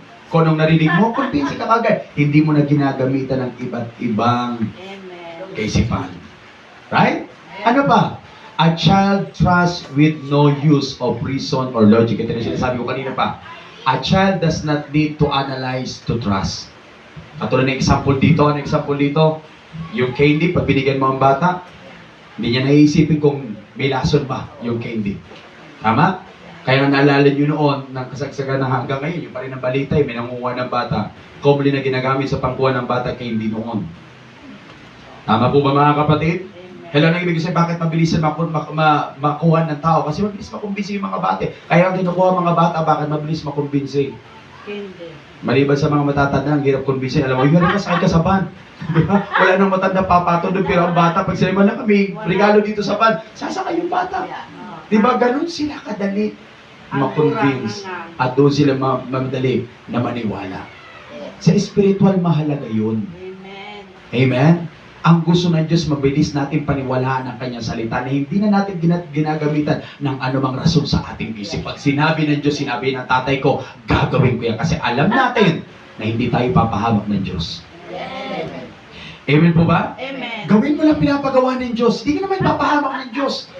At hindi kanya ilalagay sa peligro, Amen. kundi ang bawat pinapagawa ng Diyos sa ikakabuti mo. Tama. Amen? Amen po ba? Amen. Kung ako gumamit ako ng logic and reasoning sa Diyos na tinawag niya ako, hindi ako magpapastor. Ako ba natin? Eh sa dami na sa katutak na paghihirap ng tatay ko noon sa pagpapasto. Bago ang tatay, pakatapos ang tatay ko mag-preach, kukuha niya ng pana. Mamamana kami sa dagat, sabay kami dalawa. Katatapos na niya mag-preach. Ang itim-itim ng tatay ko noon, kasi syempre ang buhay niya pamamana. Pakatapos mamana, pag mayroong anihan, pag mayroong taniman, nandun kami lahat. Kung gagamitin ko ng logic and reasoning, sasabihin ko sa Diyos, Lord, di ako maglilingkod. Nakita ko ang tatay ko paano naghihirap sa pagpapastor niya. Walang sweldo, walang pera. Tapos magpapastor ako, tatawagin ako, hindi na. Kung gagamitan ko ng logic, hindi ako magpapastor. Pero mas nakita ko mas mabuti ang sumusunod sa Diyos. Amen. Amen? Hindi ko rin iiwan ang trabaho ko napakaganda kung gagamitan ko ng logic and reasoning ang Diyos. Pero mas nakita ko mas maganda ang plano ng Diyos sa plano ko. Amen. Amen? Di ba rin ang pangit ang naging buhay sa lupa? Basta sa pangalawang buhay, maganda ang naging buhay natin. Aanin man natin na napakayaman natin sa lupa pagharap natin sa Diyos dukha. Amen. Aanin man natin marangya ang ating kasuotan dito sa lupa pagharap natin sa Diyos hubad tayo. Lahat. Di ba? Mas iibigin ko pa kung ano lang buhay meron sa lupa basta ang kapalit ng ginagawa natin dito ay mabuting kalalagayan sa piling ng ating Panginoon. Mas pipiliin ko yun. Mas pipiliin natin yun. Yes, amen. Amen po ba? Bakit mas pipiliin natin yun? Kasi yung buhay sa Diyos, eternal na yun. Yung buhay dito, temporary pa lang. Amen. Kaya kung ipagpapalit mo ang langit sa bigas, ipagpapalit mo yung langit sa pera, ipagpapalit mo yung langit sa trabaho, ipagpapalit mo yung langit sa iba't ibang meron dito sa mundo, kapatid, lugi ka. Yes. Tama. Kawawa ka sa huling kapanahunan. Amen. Kasi hindi mo pwede sabihin, Lord, pwede bang kapalit ng kaligtasan ko isang sakong bigas na pinag-ipunan ko? Wala. Sana pwedeng ganun, kasi hindi pwede sa Diyos eh. Tama. Kaya habang nabubuhay ka, magtiwala ka sa Diyos na itong ginagawa mo, may magandang resulta sa iyo. Amen. Amen. Amen? Amen. Kaya just trust in the Lord. Ano ba ang susunod na quality ng isang bata? Sunod, transparent ang isang bata. At gusto yun ng Panginoon. Amen? Ang gusto ng Diyos, transparent tayo. Walang itinatago at maturuin. Amen. Tanungin ko po kayo, tayo ba ay transparent? Transparent na ba tayo? Ano ibig sabihin, Pastor, na transparent? Ang bata, kung ano ang nakikita mo, ito. Children are not good in hiding their flaws, their wrongdoing, or their emotion. Di ba ang bata hindi marunong magtago ng kanyang ginawa? Yeah. Ni ng kanyang emotion? Pag ang bata, galit, galit yan. Amen. Tama? Hello? Tama. Pag ang bata hindi masaya, hindi talaga masaya. Kitang-kita mo sa mukha ng bata pag hindi siya masaya, pag galit siya, pag masaya siya, pag malungkot siya, kitang-kita mo sa bata ang kanyang nararamdaman. Tama? Ang problema pag nag-edad na, ay katitibay magtago. Amen. Yung galit na pala pero kapatid. Pero kumukulo ng puso yan. Diba natin? Hello? Kaya nga anda, pag tumanda na, ay bet iba yung sakit ng mga tumatanda na bakit? Katatago ng kanilang nararamdaman. Amen. Alam niyo ba yung goiter? Sakit sa puso, high blood, it's a cause of anger na hindi natin pinapalabas sa puso natin. Hello? Ano pa? Migraine is the result na nakatago sa puso natin. Even doctor believes sa bagay na yan. Na common ang sakit natin is the cause ng mga nakatago dito sa puso natin. Amen. Lalo na yung may mga Amen. yan ay dahil sa nakatago sa puso natin. Bakit dahil hindi tayo marunong maghayag ng ating nararamdaman? Malimit tayo magtago kasi minsan, even sa harap ng Diyos, nagtatago tayo ng nararamdaman natin. Amen. Hello! Kaya nung sabi ng Panginoon kay Cain, ang galit ay katulad ng mamangista hayop na handang pumatay. Bakit tinago ni Cain sa kanyang kapatid na galit siya? Ano nagiging resulta ng pagtatago niya ng kanyang galit? Pinatay niya ang kanyang kapatid na si Abel. Hello? Ang bata ko, ano nakita mo sa kanya, yun na yun. Pag galit siya, galit siya. Pero pagkatapos siya magalit, tapos na rin yun. Pag lumapit yung anak mo sa'yo at makatapos umiyak yan, dahil galit siya, umiyak, pag lapit niya sa'yo yumakap, totoo na yan. Amen po ba? Amen. Pero pag matanda na, Nga. hallelujah, nagkabati na nga kayo, nag-shake hands na, okay na, okay na, okay na, okay na. Ang talikod mo. Balikan kita. Diba? Hello. May tinatago pa rin pala. Isa na okay na talaga, okay na yun. Basta, basta huwag mo na uulitin kasi makakatikin ka ulit, di ba? Amen. Ano ba? What you see is what you get. Kung ano ekspresyon ng bata, yun na yun. Simple. Amen po ba? Simple lang ang bata. Kaya nga ang bata kung bakit hindi nagkakaroon ng dito reservation. Kasi pag anong naramdaman, ini-express ka agad nila. Amen? Amen po ba? Madali nilang express ang kanilang nararamdaman. Unlike sa marami, ang tagal i-express ang nararamdaman. Praise the Lord. Kaya dito sa church, walang taguan. Pag sabi sa katayo, huwag ka magtago, kapatid. Ano sabi ito? They are quick to reveal what they think and what they feel. Amen? Hello? Mabilis silang ipakita, i-reveal kung ano yung kanilang naiisip. Ano pa? What they think and what they feel, agad nila itong pinapakita. Ha? Praise the Lord. Amen po ba? Sige, madali natin. Marami na tinatamaan. To confess. Okay. So, to confess what they have done. Amen? Ang bata, madali magsabi ko anong nararamdaman. Tama? Pag yan ay may nararamdaman, ma, may sakit ako. Ma, ganito nangyari. Ma, ganito. Diba? Sinasabi niya kaagad. Which is sa church, importante din yung nagko-confess. Sabi ko nga sa inyo, ako nag-aantay lang ako na may mag-confess. Amen po ba? Amen po ba? Kasi ang problema, parang hirap sa atin mag-confess. Parang hirap sa atin magsabi kung ano yung nararamdaman. Kapatid, hallelujah. Eh sa Diyos, yun ang gusto niya. Na bawat nararamdaman natin, sabihin natin sa Kanya. Sapagkat kapag nagko-confess tayo, gumagaling yung ating damdamin. Subukan niyo tago ng tago. Wala naman kayo, hindi naman kayo gagaling. Tama po ba? Kaya God is calling us. Yeah, wala naman. Okay, God is calling us to confess kung ano nararamdaman natin. Another one is not only confessing. Mula din ko lang sa akin. They don't hide what they feel, so it's easy to teach them. Madali na turuan ng bata. Bakit? Dahil totoo sa kanyang sarili. Kapatid, be transparent. Amen? Kung gusto mong gumaling sa emosyon, gusto mong gumaling sa mentality mo, kinakailangan natin maging transparent. Number 3. Ang bata ay carefree. Pag sinabi natin carefree, hindi mapag-alala at natatakot. Anong ibig sabihin nito? Ang isang bata ay, wala kang makitang bata na umagang-umaga nakalagay yung kamay dito sa baba. Tama po ba? Sinong bata dito nakita nyo na kaaga-aga ito na sa pantaw nito? Sige, nakaunan nyo. Tama po ba? Alam nyo kung bakit tinuturoan tayo ng Panginoon? Kasi gusto ng Diyos na alisin natin yung mga pag-aalala natin sa buhay natin. Tama po ba? Tama po ba mga kapatid? Kaya nga yung mga bata, nananatiling baby face ang mga bata kasi hindi nag-aalala. Pero pag tumagal-tagal na habang lumalaki na, 20 anyos pa lang pero gurang na, bakit? Kaaalala. Hello? Nano ko yung mga kapatid? Minsan sa pag-aalala natin, doon tuloy tayo napapahamak eh. Bakit? Nagbabadali tayo sa Diyos sa pag-aalala natin. Amen. Hello? Minsan kahit hindi pa naman dapat alalahanin, inaalala na natin. Naway mga kapatid, sino kaya magiging asawa ng anak ko? Sanggol pa lang ang anak mo. Nag-iisipan mo kung sino magiging asawa? Baka maubusan. Sino kaya magiging manugang ko? Wala ka pang anak, manugang. Hallelujah. Naunawa ba natin mga kapatid? Minsan yung pag-aalala natin, hindi naman yung ngayon eh. Marami na yung inaalala na hindi pa naman dapat alalahanin.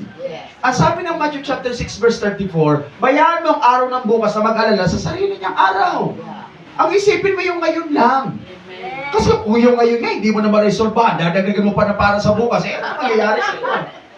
Tama po ba? Kaya gumugulo yung buhay natin kasi tayo hindi naman nagpapagulo.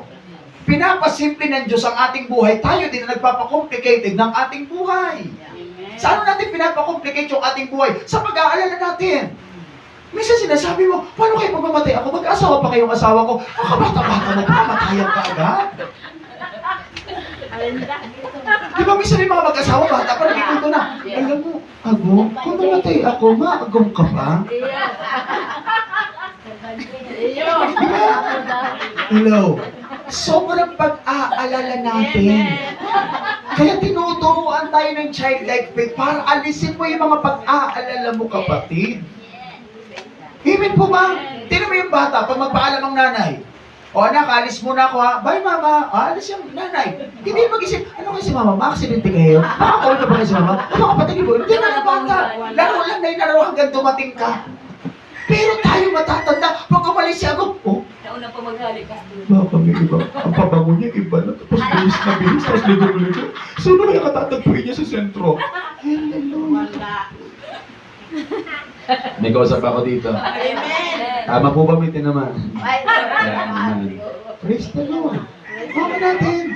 Alisin mo yung mga pag-aalala mo. Ano sabi ng Biblia? Sino sa inyo makapagpapahaba ng buhay na kahit isang oras man lamang sa pamagitan ng pag-aalala? Amen. May makapagpapahaba ba ng buhay sa pamagitan ng pag-aalala? Wala. Pero sabi ng aklat ng Proverbs, ang taong malungkutin, unti-unting namamatay. Huwag mo nang pahirapan ang sarili mo. Amen po ba? Yes, maganda nagpaplano ka, pero huwag mo nang aalalahanin ang lahat ng ito. Huwag mo ngayon dadali sa pag-aalala. Magplano ka lang. Then give it to God. Amen. Do what you can and then God do the rest. Amen? Hayaan mo na ang Diyos. Kasi may araw naman ang Diyos para sa lahat ng ating mga nararanasan sa buhay. Tama. Sabi ko nga sa inyo mga kapatid, ang problema mo bukas, may kapatid yan. May kapatid yan na solusyon. Kasi kung ngayon mapoproblemahin ang araw ng bukas, wala pa yung kapatid ngayon. Kaya wala kang makitang resulta o solusyon sa problema mo bukas. Kasi hindi pa yun ang tamang panahon. Sabi nga na si Sigerat, pagdating ng panahon. Naku mo niyo mga kapatid? Hello. Yung kung ano lang ang meron kayo, doon lang. Amen. Wala kang bigas ngayon, doon lang. Huwag mo nang isipin bukas, wala naman kami bigas, huwag muna. Amen. Amen po ba? Amen. Glory to God. Kaya minsan, bigat na bigat ang buhay natin. Tama. Kaya daming Pilipino ang bibigat ng buhay. Bakit? Kaaalala ng mga parating. Lalo na kapag magsasabay-sabay yung mga Judith, mga in-order, mga, di ba, yung urukan mo, yung kaldero mo, yung, di ba, pag magsasabay-sabay na, minsan matagal pa naman, pero kung inaalala mo, malapit na. Kaya nang dumating nang humarap ka sa kolektor, ngarag ka na, bakit? Kaaalala mo matagal na panahon. Alam niyo kung nakita ko, may sagot talaga ang Diyos. Yes. Amen? Wala po akong problema na hindi nasagutan that day. Amen. At kung wala man solusyon ang Diyos that day, in the second day, may mas best na solusyon ang Diyos. Amen. Ito po yan. Sino sa inyo hindi nakakain? Di ba? Ang lalaki nga natin eh. Nakuha ba natin mga kapatid? Ibig sabihin, pinapakain pa rin naman tayo ng Diyos. Amen. Amen? Ang problema kasi sa atin, isang araw na tayo hindi nakakain, pakiramdam natin isang taon na hindi kumakain. Paste. Hello? May tao ba dito mga kapatid? Paste. Kaya alisin natin yung mga pag-aalala natin. Okay? So ano sabi ito? Children are free to live in the present with no concern about the future. Gusto yan ng Diyos. Hindi mo na iniisip kung ano yung mga darating sa future mo. Amen? Wala silang concern doon. Let God, bahala na ang Diyos. Amen po ba? Kung ano maibigay sa akin ng Diyos, yun na yun. Tama. Amen po ba? Walang pagrereklamo.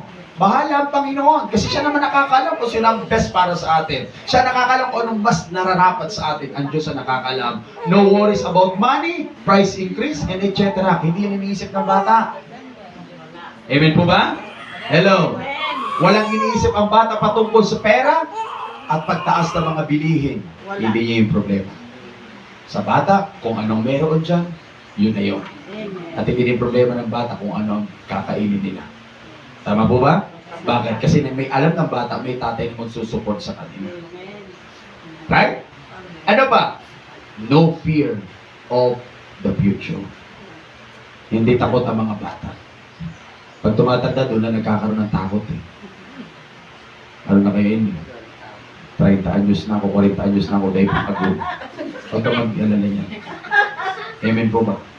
Kahit 50 ka na, kung bago mong ano doon, magkakaagum. Amen. Kurang nga, senior na, nagkakaaraguman pa. Ikaw pa, kaya kinakit ka pa. Bisa katatakot natin ang future natin eh. Di ba? So wag ka mag-alala. May nakahanda. Ano sabi ng Panginoon sa aklat ng Genesis? Sa bundok ni Yahweh may nakalaan. Amen. Always may nakalaan sa atin. May nakalasa Trabaho, yung mira. may nakalaan. Amen? Pamilya, may nakalaan. Mga tao, kailangan natin may nakalaan. Ang totoo, alam nyo kapatid, tapos na ang plano ng Diyos eh. Ano lang kailangan natin? Susunod tayo sa plano ng Diyos. Amen. Pag lumiko tayo sa plano ng Diyos, hindi natupad ang plano ng Diyos, masisira ang buhay mo. Di ba katulad po ng mga engineer, architect, kapag hindi sumunod si engineer sa pinapagawa o diluwig ng architect, doon nasisira ang infrastructure o ang building. Are you with me? Ano sabi na sa Jeremiah chapter 29 verse 11? For I know the plan. Amen. Amen? Nakalatag na lahat. Day by day ng buhay natin, may naset na ang Diyos. Ang kailangan natin, paggising mo sa umaga, Lord, sinusuko ko ang lahat ng aking gagawin ngayon. Kayo ang bahala magturo sa akin. Tingnan mo, magiging smooth ang buong maghapon mo. Bakit? Dahil may nakaayos na para sa iyo. Amen. Hallelujah. Nagugulo lang ang plano ng Diyos kapag hindi natin nasundan ang plano ng Panginoon. Nagugulo ang buhay natin. Right? Kaya doon pa, sunod mga kapatid. Okay. Sunod. Okay? No fear for a future dependent on their parents. Yan ang gusto ng Diyos. Ang gusto ng Diyos, lagi tayo magdepende sa Kanya. And another one, fearless and willing to take risk. Yan ang mga bata. Amen po ba? So handa na sungin ano man ang meron dahil alam nila may pagproprotekta sa kanilang magulang. So bilis-bilisan ko na. No inhabitation does not think of giving up. Amen. Ang bata, pag gusto niya, gagawin at gagawin niya, hindi niya sumusuko. Di ba pag humingi sa tatay, sa nanay, talagang gagawin niya ang lahat, makuha niya lang yung gusto niya. Amen. Amen po ba? Persistent ang bata. Tuloy-tuloy ang bata sa kanyang ginagawa. Kaya yun ang gusto ng ating Panginoon sa atin. Okay. So, hindi ka agad sumusuko at matyaga ang isang bata. They never get tired of asking question and making requests. Yan ang ugali ng mga bata. Gusto din ng Diyos, ganun din tayo. Katulad ng example dito sa persistent widow. Amen. Yang balo na yan ay kailanman hindi huminto sa isang judge na napakasama hanggang dumating ang araw na sinabi ng judge na ito na kahit hindi siya natatakot sa Diyos, pero ano sabi niya? Sabi niya, ibibigay niya ang kanyang hinihiling. Right? Ang gusto din ng Diyos, ganun din tayo. Bakit kapag ganyan tayo kakulit sa Panginoon, pinapakita natin sa Diyos na tayo ay kanyang anak at nagtitiwala tayo ng kanyang sinabi ay gagawin niya. Amen. Amen po ba? Hello, ang Diyos mismo nagtuturo na kinakailangan lang natin ituloy-tuloy lang kahit wala pang sagot ang Diyos, sige lang. Amen. Kahit taon na ang pinagpe-pray mo, ipag-pray mo lang. Amen po ba? Pag nakita na Diyos na hindi ka sumusuko, ibibigay niya dito sa tamang panahon. Amen po ba? Tingnan yung bata pag may hinihingi o pag may nire-request. Tama po ba? Hello, katulad ng anak ko pag gusto niyo yung cellphone, talagang iiyakan ka niyan. Hanggat hindi niya nakukuha yung cellphone, iiyakan ka niyan. Talagang akala mo yung mapuputulan na ng hininga ka iiyak. Kaya ikaw naman kahit ayaw mo, lagi bibigay mo. Ganun sila ka-persistent. Bakit? Kasi alam nila na ang magulang nila, malambutin naman ang puso. Alam ng mga anak na mahal mo sila, kaya kahit sa iyo, ayaw mo, pero pag ang anak mo nakikita mo ganun ang kalalagayan, gagawin mo pa rin yung hinihingi nila. Eh tayo magulang na masama ay marunong magbigay ng mabuti sa anak natin. Ang Diyos pa kaya na mas mabuti sa atin. Amen po ba? Hello, kayang ibigay ng Diyos. Ano, kailangan maging persistent. Huwag ka susuko sa mga hinihingi mo sa Diyos. Wala pa man sagot ngayon, pero may sagot ang Diyos sa darating. Amen. Huwag ka na susuko, hingi lang ng hingi. Amen. Amen po ba? Amen po ba? At darating din ang iyong hinihingi sa ating Panginoon. Amen po ba? Ano sunod? Yan. Sunod, number 5. Number 5 na ba tayo? Yan, number 5. Ano yan? Okay, number 5 is joyful. Okay? So, but before that, gusto lang kunin yung example na ito kasi hindi nakita pala dyan sa slide. So, katulad ng persistent widow sa Luke chapter 18 verse 1, kung paano tuloy-tuloy niyang hiningi ang hustisya para sa kanyang anak at ipinagkaloob ng judge, ganun din naman tayo sa ating Panginoon. Kinakailangan tuloy-tuloy din ang paghingi natin sa Diyos. Hanggat hindi natin nakukuha ang ating hiningi sa Panginoon, lagi lang natin sasabihin sa ating Diyos. Amen? So sa aklat na Matthew chapter 14 verse 28 to 29, makikita natin ang childlike faith katulad ni Pedro. Si Pedro, nang makita niya si Jesus naglalakad sa ibabaw ng tubig, sinabi ni Pedro kay Jesus, Panginoon, ako'y paririyan sa ibabaw ng tubig. At sumagot si Jesus sa kanya, halika. At mula sa bangka ay naglakad si Pedro. Makita natin si Pedro kung anong klaseng pananampalataya mayroon si Peter pagdating sa harapan ng ating Panginoon. Amen po ba? So kahit alam ni Pedro based sa kanyang experience na tuwing lumalakad, tuwing bumababa siya ng tubig ay lumulubog siya. Pero na makita niya si Jesus na naglalakad sa ibabaw ng tubig, nagkaroon din siya ng pagnanasa, nakatulad ng pagnanasa ng mga bata. Di ba kapag ang bata ay nakakita ng isang bagay na parang para sa kanya very interesting, gagawin din ng bata, ginagaya ng bata. Tama po ba? Hello. Kaya nga bata magaling mag-duplicate eh. Tama? O, dahil may anak ako, sige dyan, pag nakita niyo yung picture ko, gagayahin niya. Pag nakita yung picture ko na nakatulala, gagayahin niyo yung tulala kong mukha. Ganun yung ginagaya ko. Tuwang-tuwa ko pag nakikita ko, dinuduplicate ako ng aking anak. Sabi ko, ganun ang bata, ang anak ko marunong mag-duplicate. Mga bata marunong sila mag-duplicate. Kung anong nakita nila, yun din ang ginagawa nila kahit imposible sa kanila, pero gagawin nila bakit? Dahil pag naging interested dito sa kanila, ginagawa nila. Amen po ba? Si Peter, ganun si Peter, may childlike faith na makita niya sa Jesus naglalakad sa tubig, ano sabi niya, Panginoon, pwede ba ako pumunta dyan? Amen po ba? Hello. Ano sagot sa kanya ng Panginoon? Huwag? Hindi pwede? Wala kang kapangyarihan, hindi ka makakalakad, hindi. Ano sabi sa kanya ng Panginoon? Peter, halika, pupunta ka dito. Nakuha ba natin? Tanong, imposible bang gagawin ni Peter yon? Imposible ba yun sa tao? Napaka-imposible nun. Sinong tao nakakalakad sa tubig? May tao na ba nakalakad sa tubig? Wala pa. Pero dahil sa childlike faith ni Peter, kahit para sa iba imposible, pero dahil kay Peter, nakita niya sa Jesus naglalakad at ganoon din ang gusto niya, sinubukan niya din maglakad sa tubig. At ano sabi ng Bible, nakalakad ba siya? Yes. Nakalakad. Ilang beses nakalakad si Peter sa tubig? Ilang beses nakalakad si Peter sa tubig? Hindi hakbang ang tinatanong ko, yung paglakad niya sa tubig, ilang beses? Ilang beses? Dalawa. Anong una, yung pagbaba sa bangka, nakapaglakad siya. Pangalawa, paglakad niya, yung kasama niya na si Jesus, naglakad pa rin siya sa tubig. Pero that time, kasama niya na si Jesus. Amen po ba? So, ibig ko sabihin, kahit imposible sa iyo, pero dahil tuloy-tuloy ka sa hiningi mo sa Diyos, magiging posible ang lahat.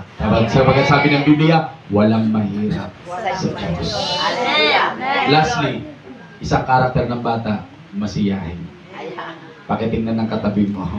Last point na ito, sana pag-uwian natin, ito yung bit-bit natin. Amen po ba? Hello.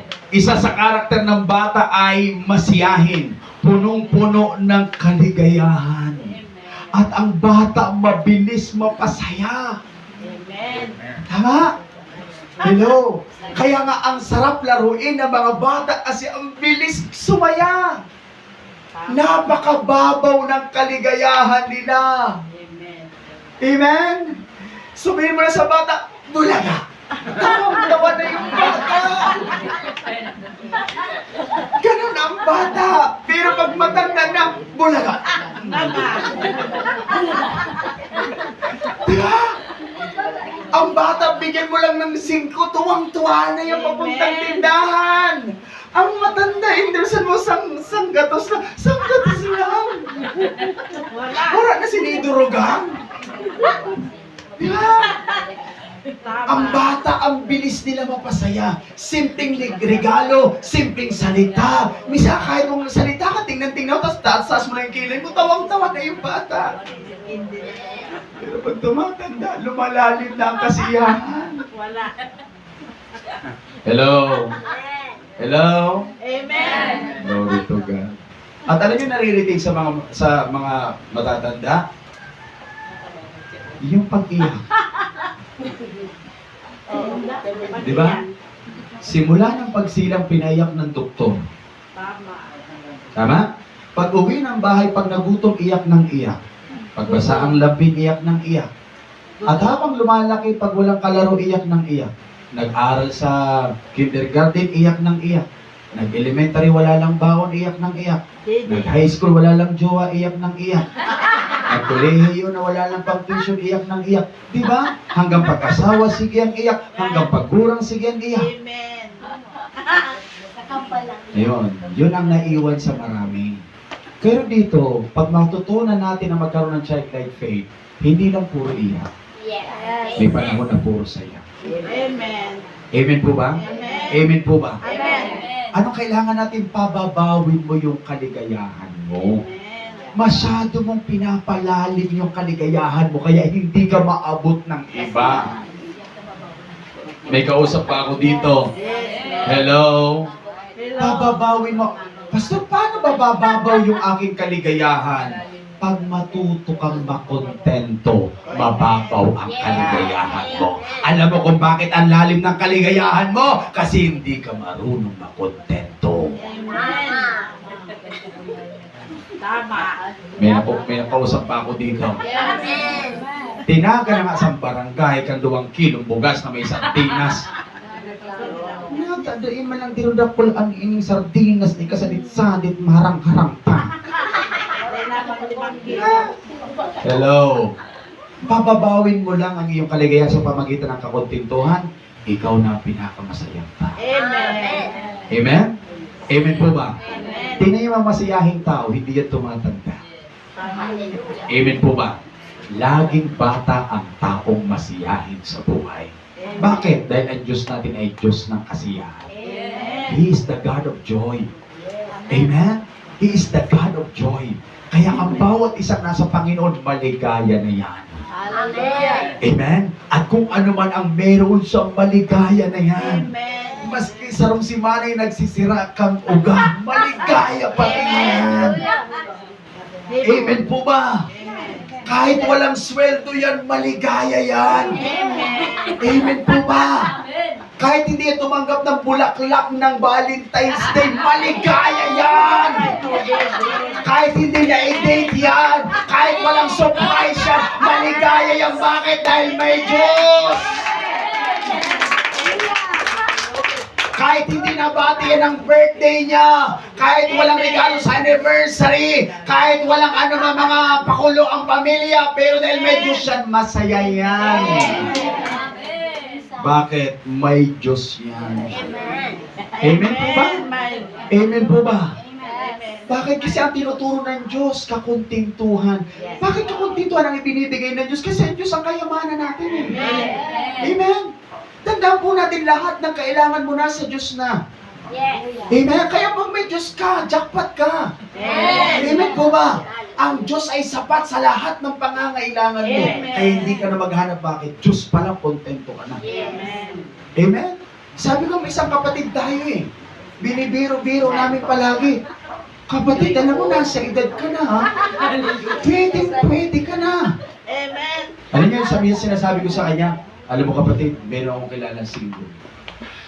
Sabi ko, kung sa gwapo, masipag. Sa gwapo. Ano yung sagot niya sa akin? Ano yung sagot niya sa akin? Pastor, hindi ko na kailangan niya. Bakit? Eh sabi niya, si Lord pa lang, enough na sa kanya. At ano yung sagot niya sa akin? Hallelujah. Pastor, kung kaya niyang ibigay sa akin ang buong oras ko sa Diyos, Amen. pwede. Pero kung pagkakait niyang oras ko sa Diyos, di bali na. Okay na ako maging single forever. Amen. Amen? Sabi ko, bilib ako sa taong ito. Ganon katindi ng kanyang pag-ibig sa Panginoon. Tama. Amen? Naku yung mga kapatid, kaya paligayahin natin ang buhay natin. Sa ano paraan? Sa pagiging kontento sa lahat ng meron tayo. Be kontento. Hallelujah, God. Amen? Having a childlike faith, number Yes, 1. Lord. Yeah. So, yan yung mga taong nagkaroon ng childlike faith. Sila yung mga taong mga drug addict noon, pero ngayon ganyan ang kanilang buhay, binago sila ng Panginoon. Praise Amen? Oh, drug addict talaga, di ba? Mukhang talaga drug addict. Pero, yan, sila, yan, broken family. Wasak ang kanyang pamilya. Nang mag-asawa din siya, wasak din ang kanyang pamilya. Pero nang makilala na si Jesus, nabuo ang kanyang pamilya. At isa na rin, lahat yan, naging pastor yan ng church natin sa BCCF yan. Ganun sila binago ng Diyos, no? Nagbabago ang mukha, di ba? Pati nito, ang layo ng mukha niya. Tapos nagbago, bakit? May kagalakan sa puso. Amen. Amen po ba? May kagalakan. Kaya ganyan ang ginagawa ni Jesus sa mga tao kapag pinag-usap pa. At sabi nga dyan, faith number 1, trusting number 2, Transparent. transparent number 3, Carefree. carefree number 4, Persistent. persistent, insist, Insist. lastly, number 5, Joyful. ano yan? Joyful. Masayahin ang isang bata. Shall we pray? Thank you, Father. Thank you, Jesus. Sige po, pray po tayo. Kapatid, tanong ko lang sa iyo, kapatid, nasa iyo na ba ang quality ng mga pinag-usapan natin ngayong araw? Nasa iyo na ba ang pagiging mapagtiwala? Nasa iyo ba itong 5 qualities na ito na pinag-usapan natin ngayong araw? Kung wala pa ito sa iyo, kapatid, simple lang, kailangan mo lumapit sa Diyos at tingin sa Panginoon na ibigay sa iyo ang mga quality ito. Katulad ng quality ng bagong ito. Sabi ulit ng Panginoon sa binasa natin kayo na hanggat hindi kayo nagiging katulad ng bata, hindi kayo pagkaharian ng Diyos. So God is calling us. Tinatawagan ka ngayon ng Panginoon na maging katulad ng bata ang iyong pananampalataya. Kung paano pagtiwala, transparent, carefree, insistent, and joyful, yun ang gusto ng Panginoon. Hindi natin makuha maging maligaya sa pangalan ng Panginoon at hindi maaalis ang mga pag-aalala kung hindi natin magawang magtiwala sa Kanya. Pwede ba sa araw na ito sabihin mo sa Kanya, Lord, gusto ko, turuan mo ako magtiwala sa iyo. Ako yung tao na punong-puno ng pagdududa dahil na-repudyo sa mga pinagdaanan ko sa aking buhay. Punong-puno ako ng pagdududa dahil marami akong tinanggap na pangako pero lahat ng pangako hindi nangyari. Kaya pa gusto ko magtiwala ulit o Diyos. Patawarin mo ako kung hirap ako magtiwala, Panginoon, na kahit sa iyo, Panginoon, hindi ko kaya magtiwala, O Diyos. Sinasabi ko, nagtitiwala ako, pero yung mga kilos at gawi ko doon nagpapatunay at nagpapakita na hindi ako nagtitiwala sa iyo. Panginoon, bigyan mo ako ng puso na katulad ng puso ng batang ito. Na ano man ang marinig, ano man ang makita, paniniwala ang kagad. Dahil yun ang kanyang puso, Panginoon. Hindi nakasalalay kung sino ang nakikita niya, hindi nakasalalay kung ano man ang nakikita niya, kundi nakasalalay ito sa laman ng kanyang puso dahil Lord, yun ang puso ng bata. Panginoon, kung sa tao ay pwedeng mapahama, pero Lord, sa iyo hindi namin kailangan ugad at pag-isipan pa ang pagtitiwala dahil alam namin katiwala ka, Panginoon. Kaya ngayong umaga pa ituruan mo ako magtiwala. Sige, humingi mo sa Panginoon pagtitiwala. Pangalawa, kapatid, kung gusto mo magamot ang pag-aalala, kung gusto magamot ang kawalan ng kagalakan sa buhay mo, sa pangalawang kailangan maging transparent ka sa Diyos. Walang itinatago sa harapan ng Diyos. Ipakita mo kung ano ang tunay na kalagayan ng puso mo. Ipakita mo ngayon kung anong buhay mayroon ka ngayon. Kung nasa panahon ka man ng kalungkutan ngayon, panahon ng kabigatian, panahon na hindi maintindihan ng lahat, ang gusto ng Diyos, maging katulad ka ng bata. Alam mo ba kapag ang bata ay umiiyak sa paanan ng kanyang tatay, sa harap ng kanyang magulang, mabilis maantig ang puso ng magulang tuwing nakikita niya ang kanyang anak na nagsasabi ng kanyang nararamdaman.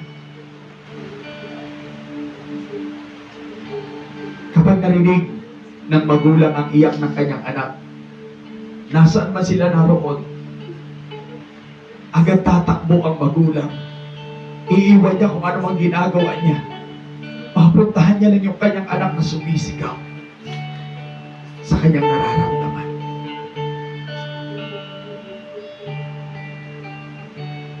Alam mo kapatid, ganito din ang Diyos sa atin.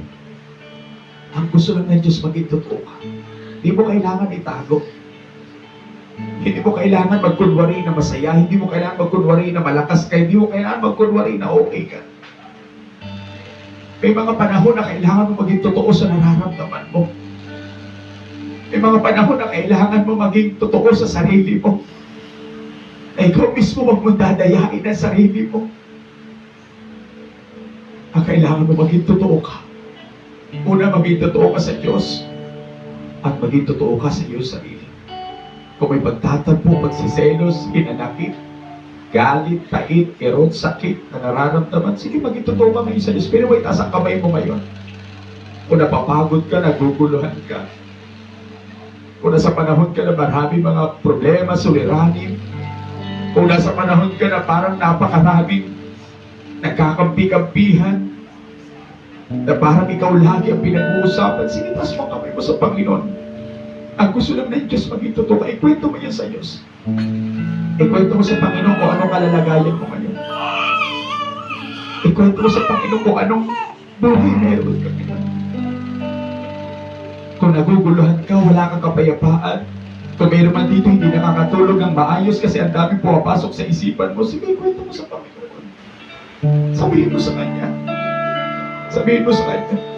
Kung mayroon dito mga parating na problema, kung may nakikita ka na parang may darating na malaking problema sa buhay mo, sige, sabihin mo yan sa Panginoon. Kung natatakot ka doon, sige, sabihin mo sa Panginoon. Lahat ng nararamdaman mo ngayon, sabihin mo sa Kanya.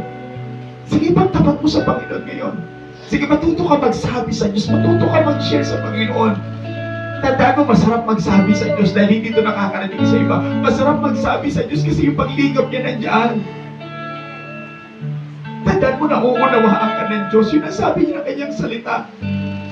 Naging tao siya. Naging tao din siya na katulad mo. Naramdaman niya ang naramdaman mo. Lahat ng nararamdaman mo, naramdaman din niya ng Diyos. Naramdaman din niya ni Jesus, kaya nauunawaan ka niya. Sabi na aklat ng Hebro, nauunawaan niya kahinaan mo. Nauunawaan niya kung ano man pinakalalagyan ng buhay mo. Nauunawaan niya dahil naging tao din siya. Alam din ng Diyos kung gaano kahirap sa mga pinagdadaanan natin. Alam niya ni Jesus. Ang kailangan niya lang, ang inaantay niya na kapag sabi ka, Panginoon, suko na ako, di ko kaya. Tulungan mo ako. Samahan mo ako. Ang inaantay lang ni Jesus, ang sabihin mo, Lord, kinigibak ko na to sa'yo. Inaalay ko na to sa'yo. Ang inaantay lang ni Jesus, ang sabihin mo, Lord, tulungan mo ako. Di ko alam ang gagawin ko. Kailangan ko ang lakas mo. Kailangan ko, Lord. Kailangan kita, Panginoon, sa buhay ko. Kailangan ko ng karamay, kailangan ko ng kakampi, kailangan ko, Panginoon. Lord, kailangan kita. Sige, ang kailangan ng Panginoon sa buhay natin.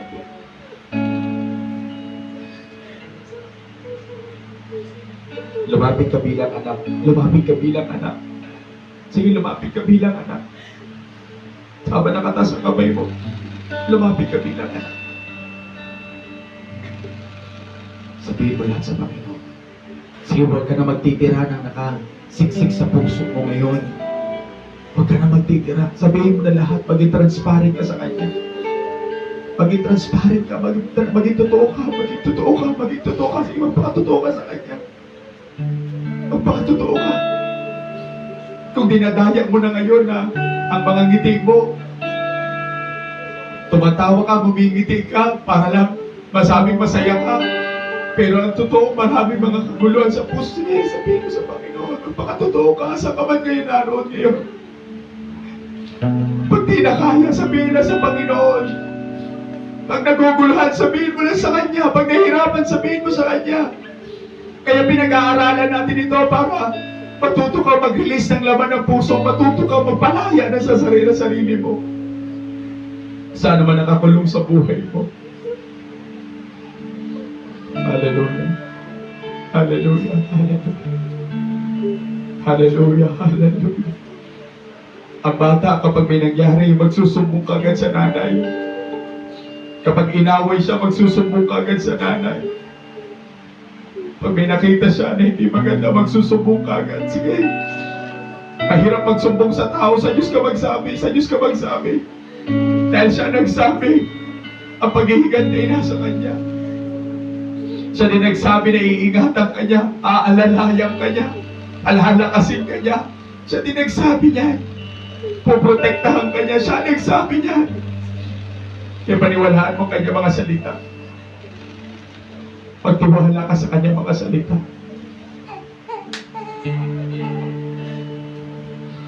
Thank you, Jesus. Thank you, Jesus. Thank you, Lord. Thank you, Lord. Sige. Sabihin mo sa kanya, sabihin mo sa Panginoon. Katulad ng ating pang-apat na punto, i-insist mo. Huwag kang sumuko, sabihin mo sa kanya, sabihin mo sa kanya. Hallelujah. Hallelujah. Hallelujah. Thank you, Lord. Thank you, Lord. Thank you, Lord. Thank you, Jesus. Kung wala ka mapagsumbungan sa bahay, wala ka mapagkwentuhan sa bahay, wala ka mapagsabihan sa mga tao na kapaligid sa iyo, bukas ang Diyos, bukas ang kanyang kaharian para sabihin sa kanya lahat, para ikwento lahat sa kanya, para ipagtapat lahat sa Panginoon. Thank you. Thank you, Jesus. Thank you, Father.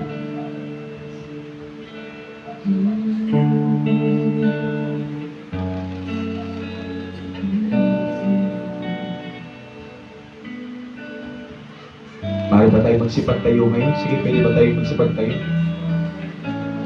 Tayo po tayo sa ating pinagkakaupuan. Sige, habang kinakausap natin ng Diyos, katulad ni sinabi ni Pablo, lubos kong nakikilala ang aking pinanaligan at naititiyak kong maiingatan niya ang lahat ng pinagkatiwala ko sa Kanya hanggang sa uling araw na pinagkatiwala ko sa Kanya. Kapatid, habang nakatasa kamay mo ngayon, pwede ba lahat ng laman ng puso mo ngayon na sinasabi mo sa Diyos, pwede ba sa pagkakataong ito isuko mo sa Kanya lahat? Pwede bang ibigay mo sa Kanya lahat?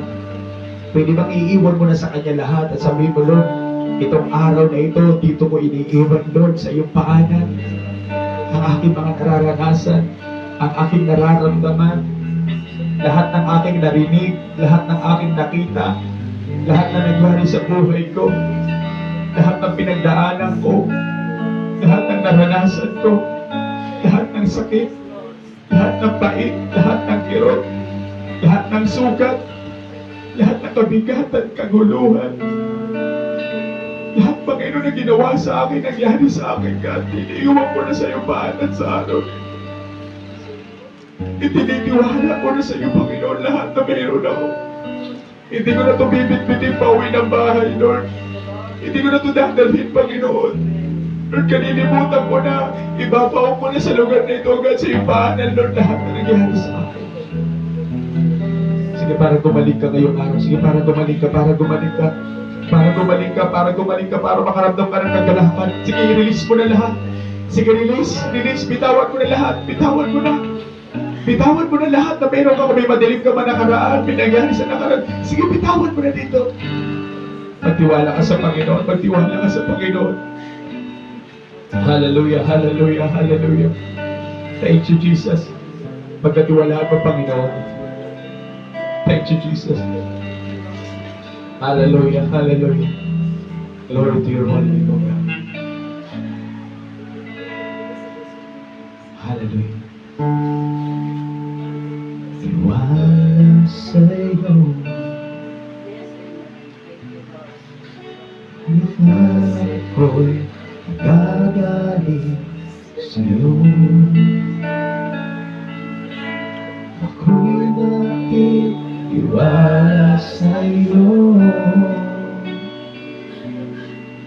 Salita mo ang tanging sandigan ko. Pwede ba sabihin ko rin sa Panginoon? Ako'y natitiwala sa'yo. Kalakasan ko'y nanggagaling sa'yo. Ako'y natitiwala sa'yo. Salita mo ang tanging sandigan ko. kahit at kahit ano bang panahon, mabigat man ang maging sitwasyon, ikaw lamang ang kailangan, Panginoon, Panginoon Jesus, ako'y nagtitiwala, ako'y nagtitiwala sa'yo. Kalakasan ko'y nanggagaling sa'yo. Ako'y nagtitiwala, ako'y nagtitiwala sa'yo. Salita mo ang aming sandigan ko, at kahit ano mang panahon, mabigat man ang maging sitwasyon, ikaw lamang ang sandigan, Panginoon Jesus. Kahit at kahit ano ang panahon, mabigat man ang maging sitwasyon, ikaw lamang ang sandigan, Panginoon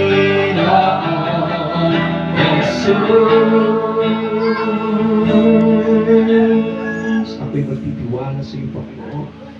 Ako'y nagtitiwala sa iyo. Nagkasan ko'y nagagaling sa iyo. Ako'y nagtitiwala sa iyo.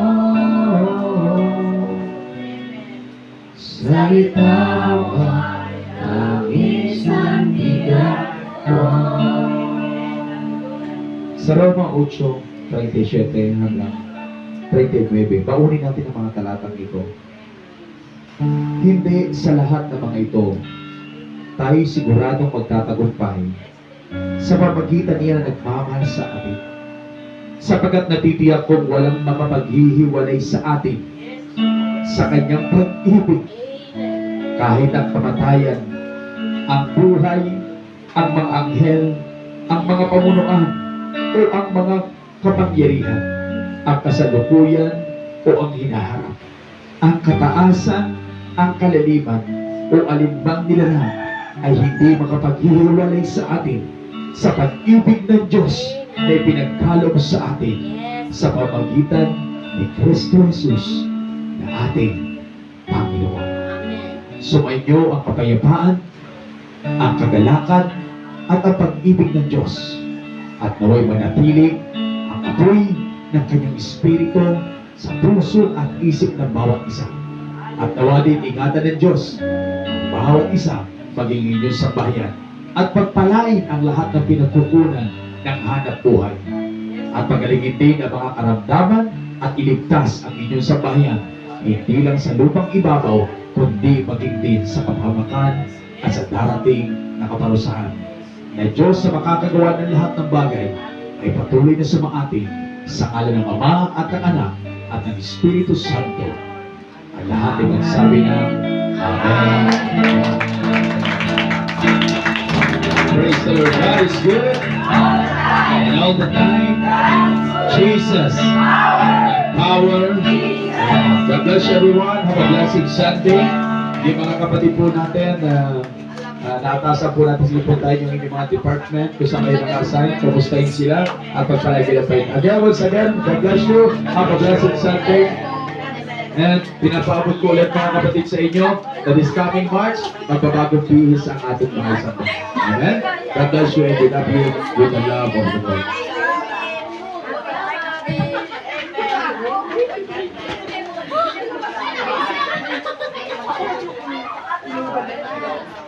Ay!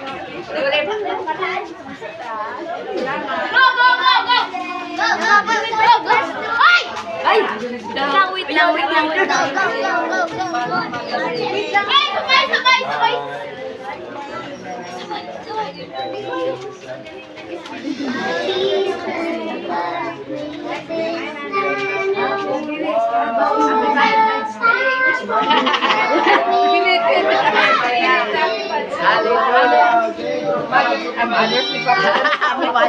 Sabihin, ano sasabihin?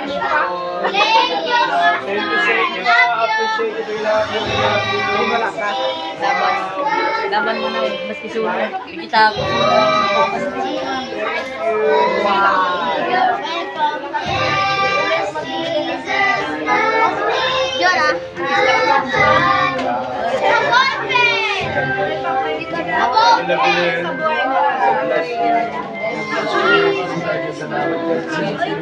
God bless you, sir.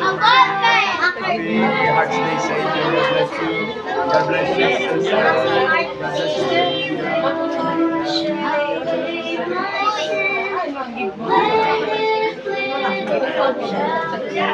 Bawal lang kay Pastor.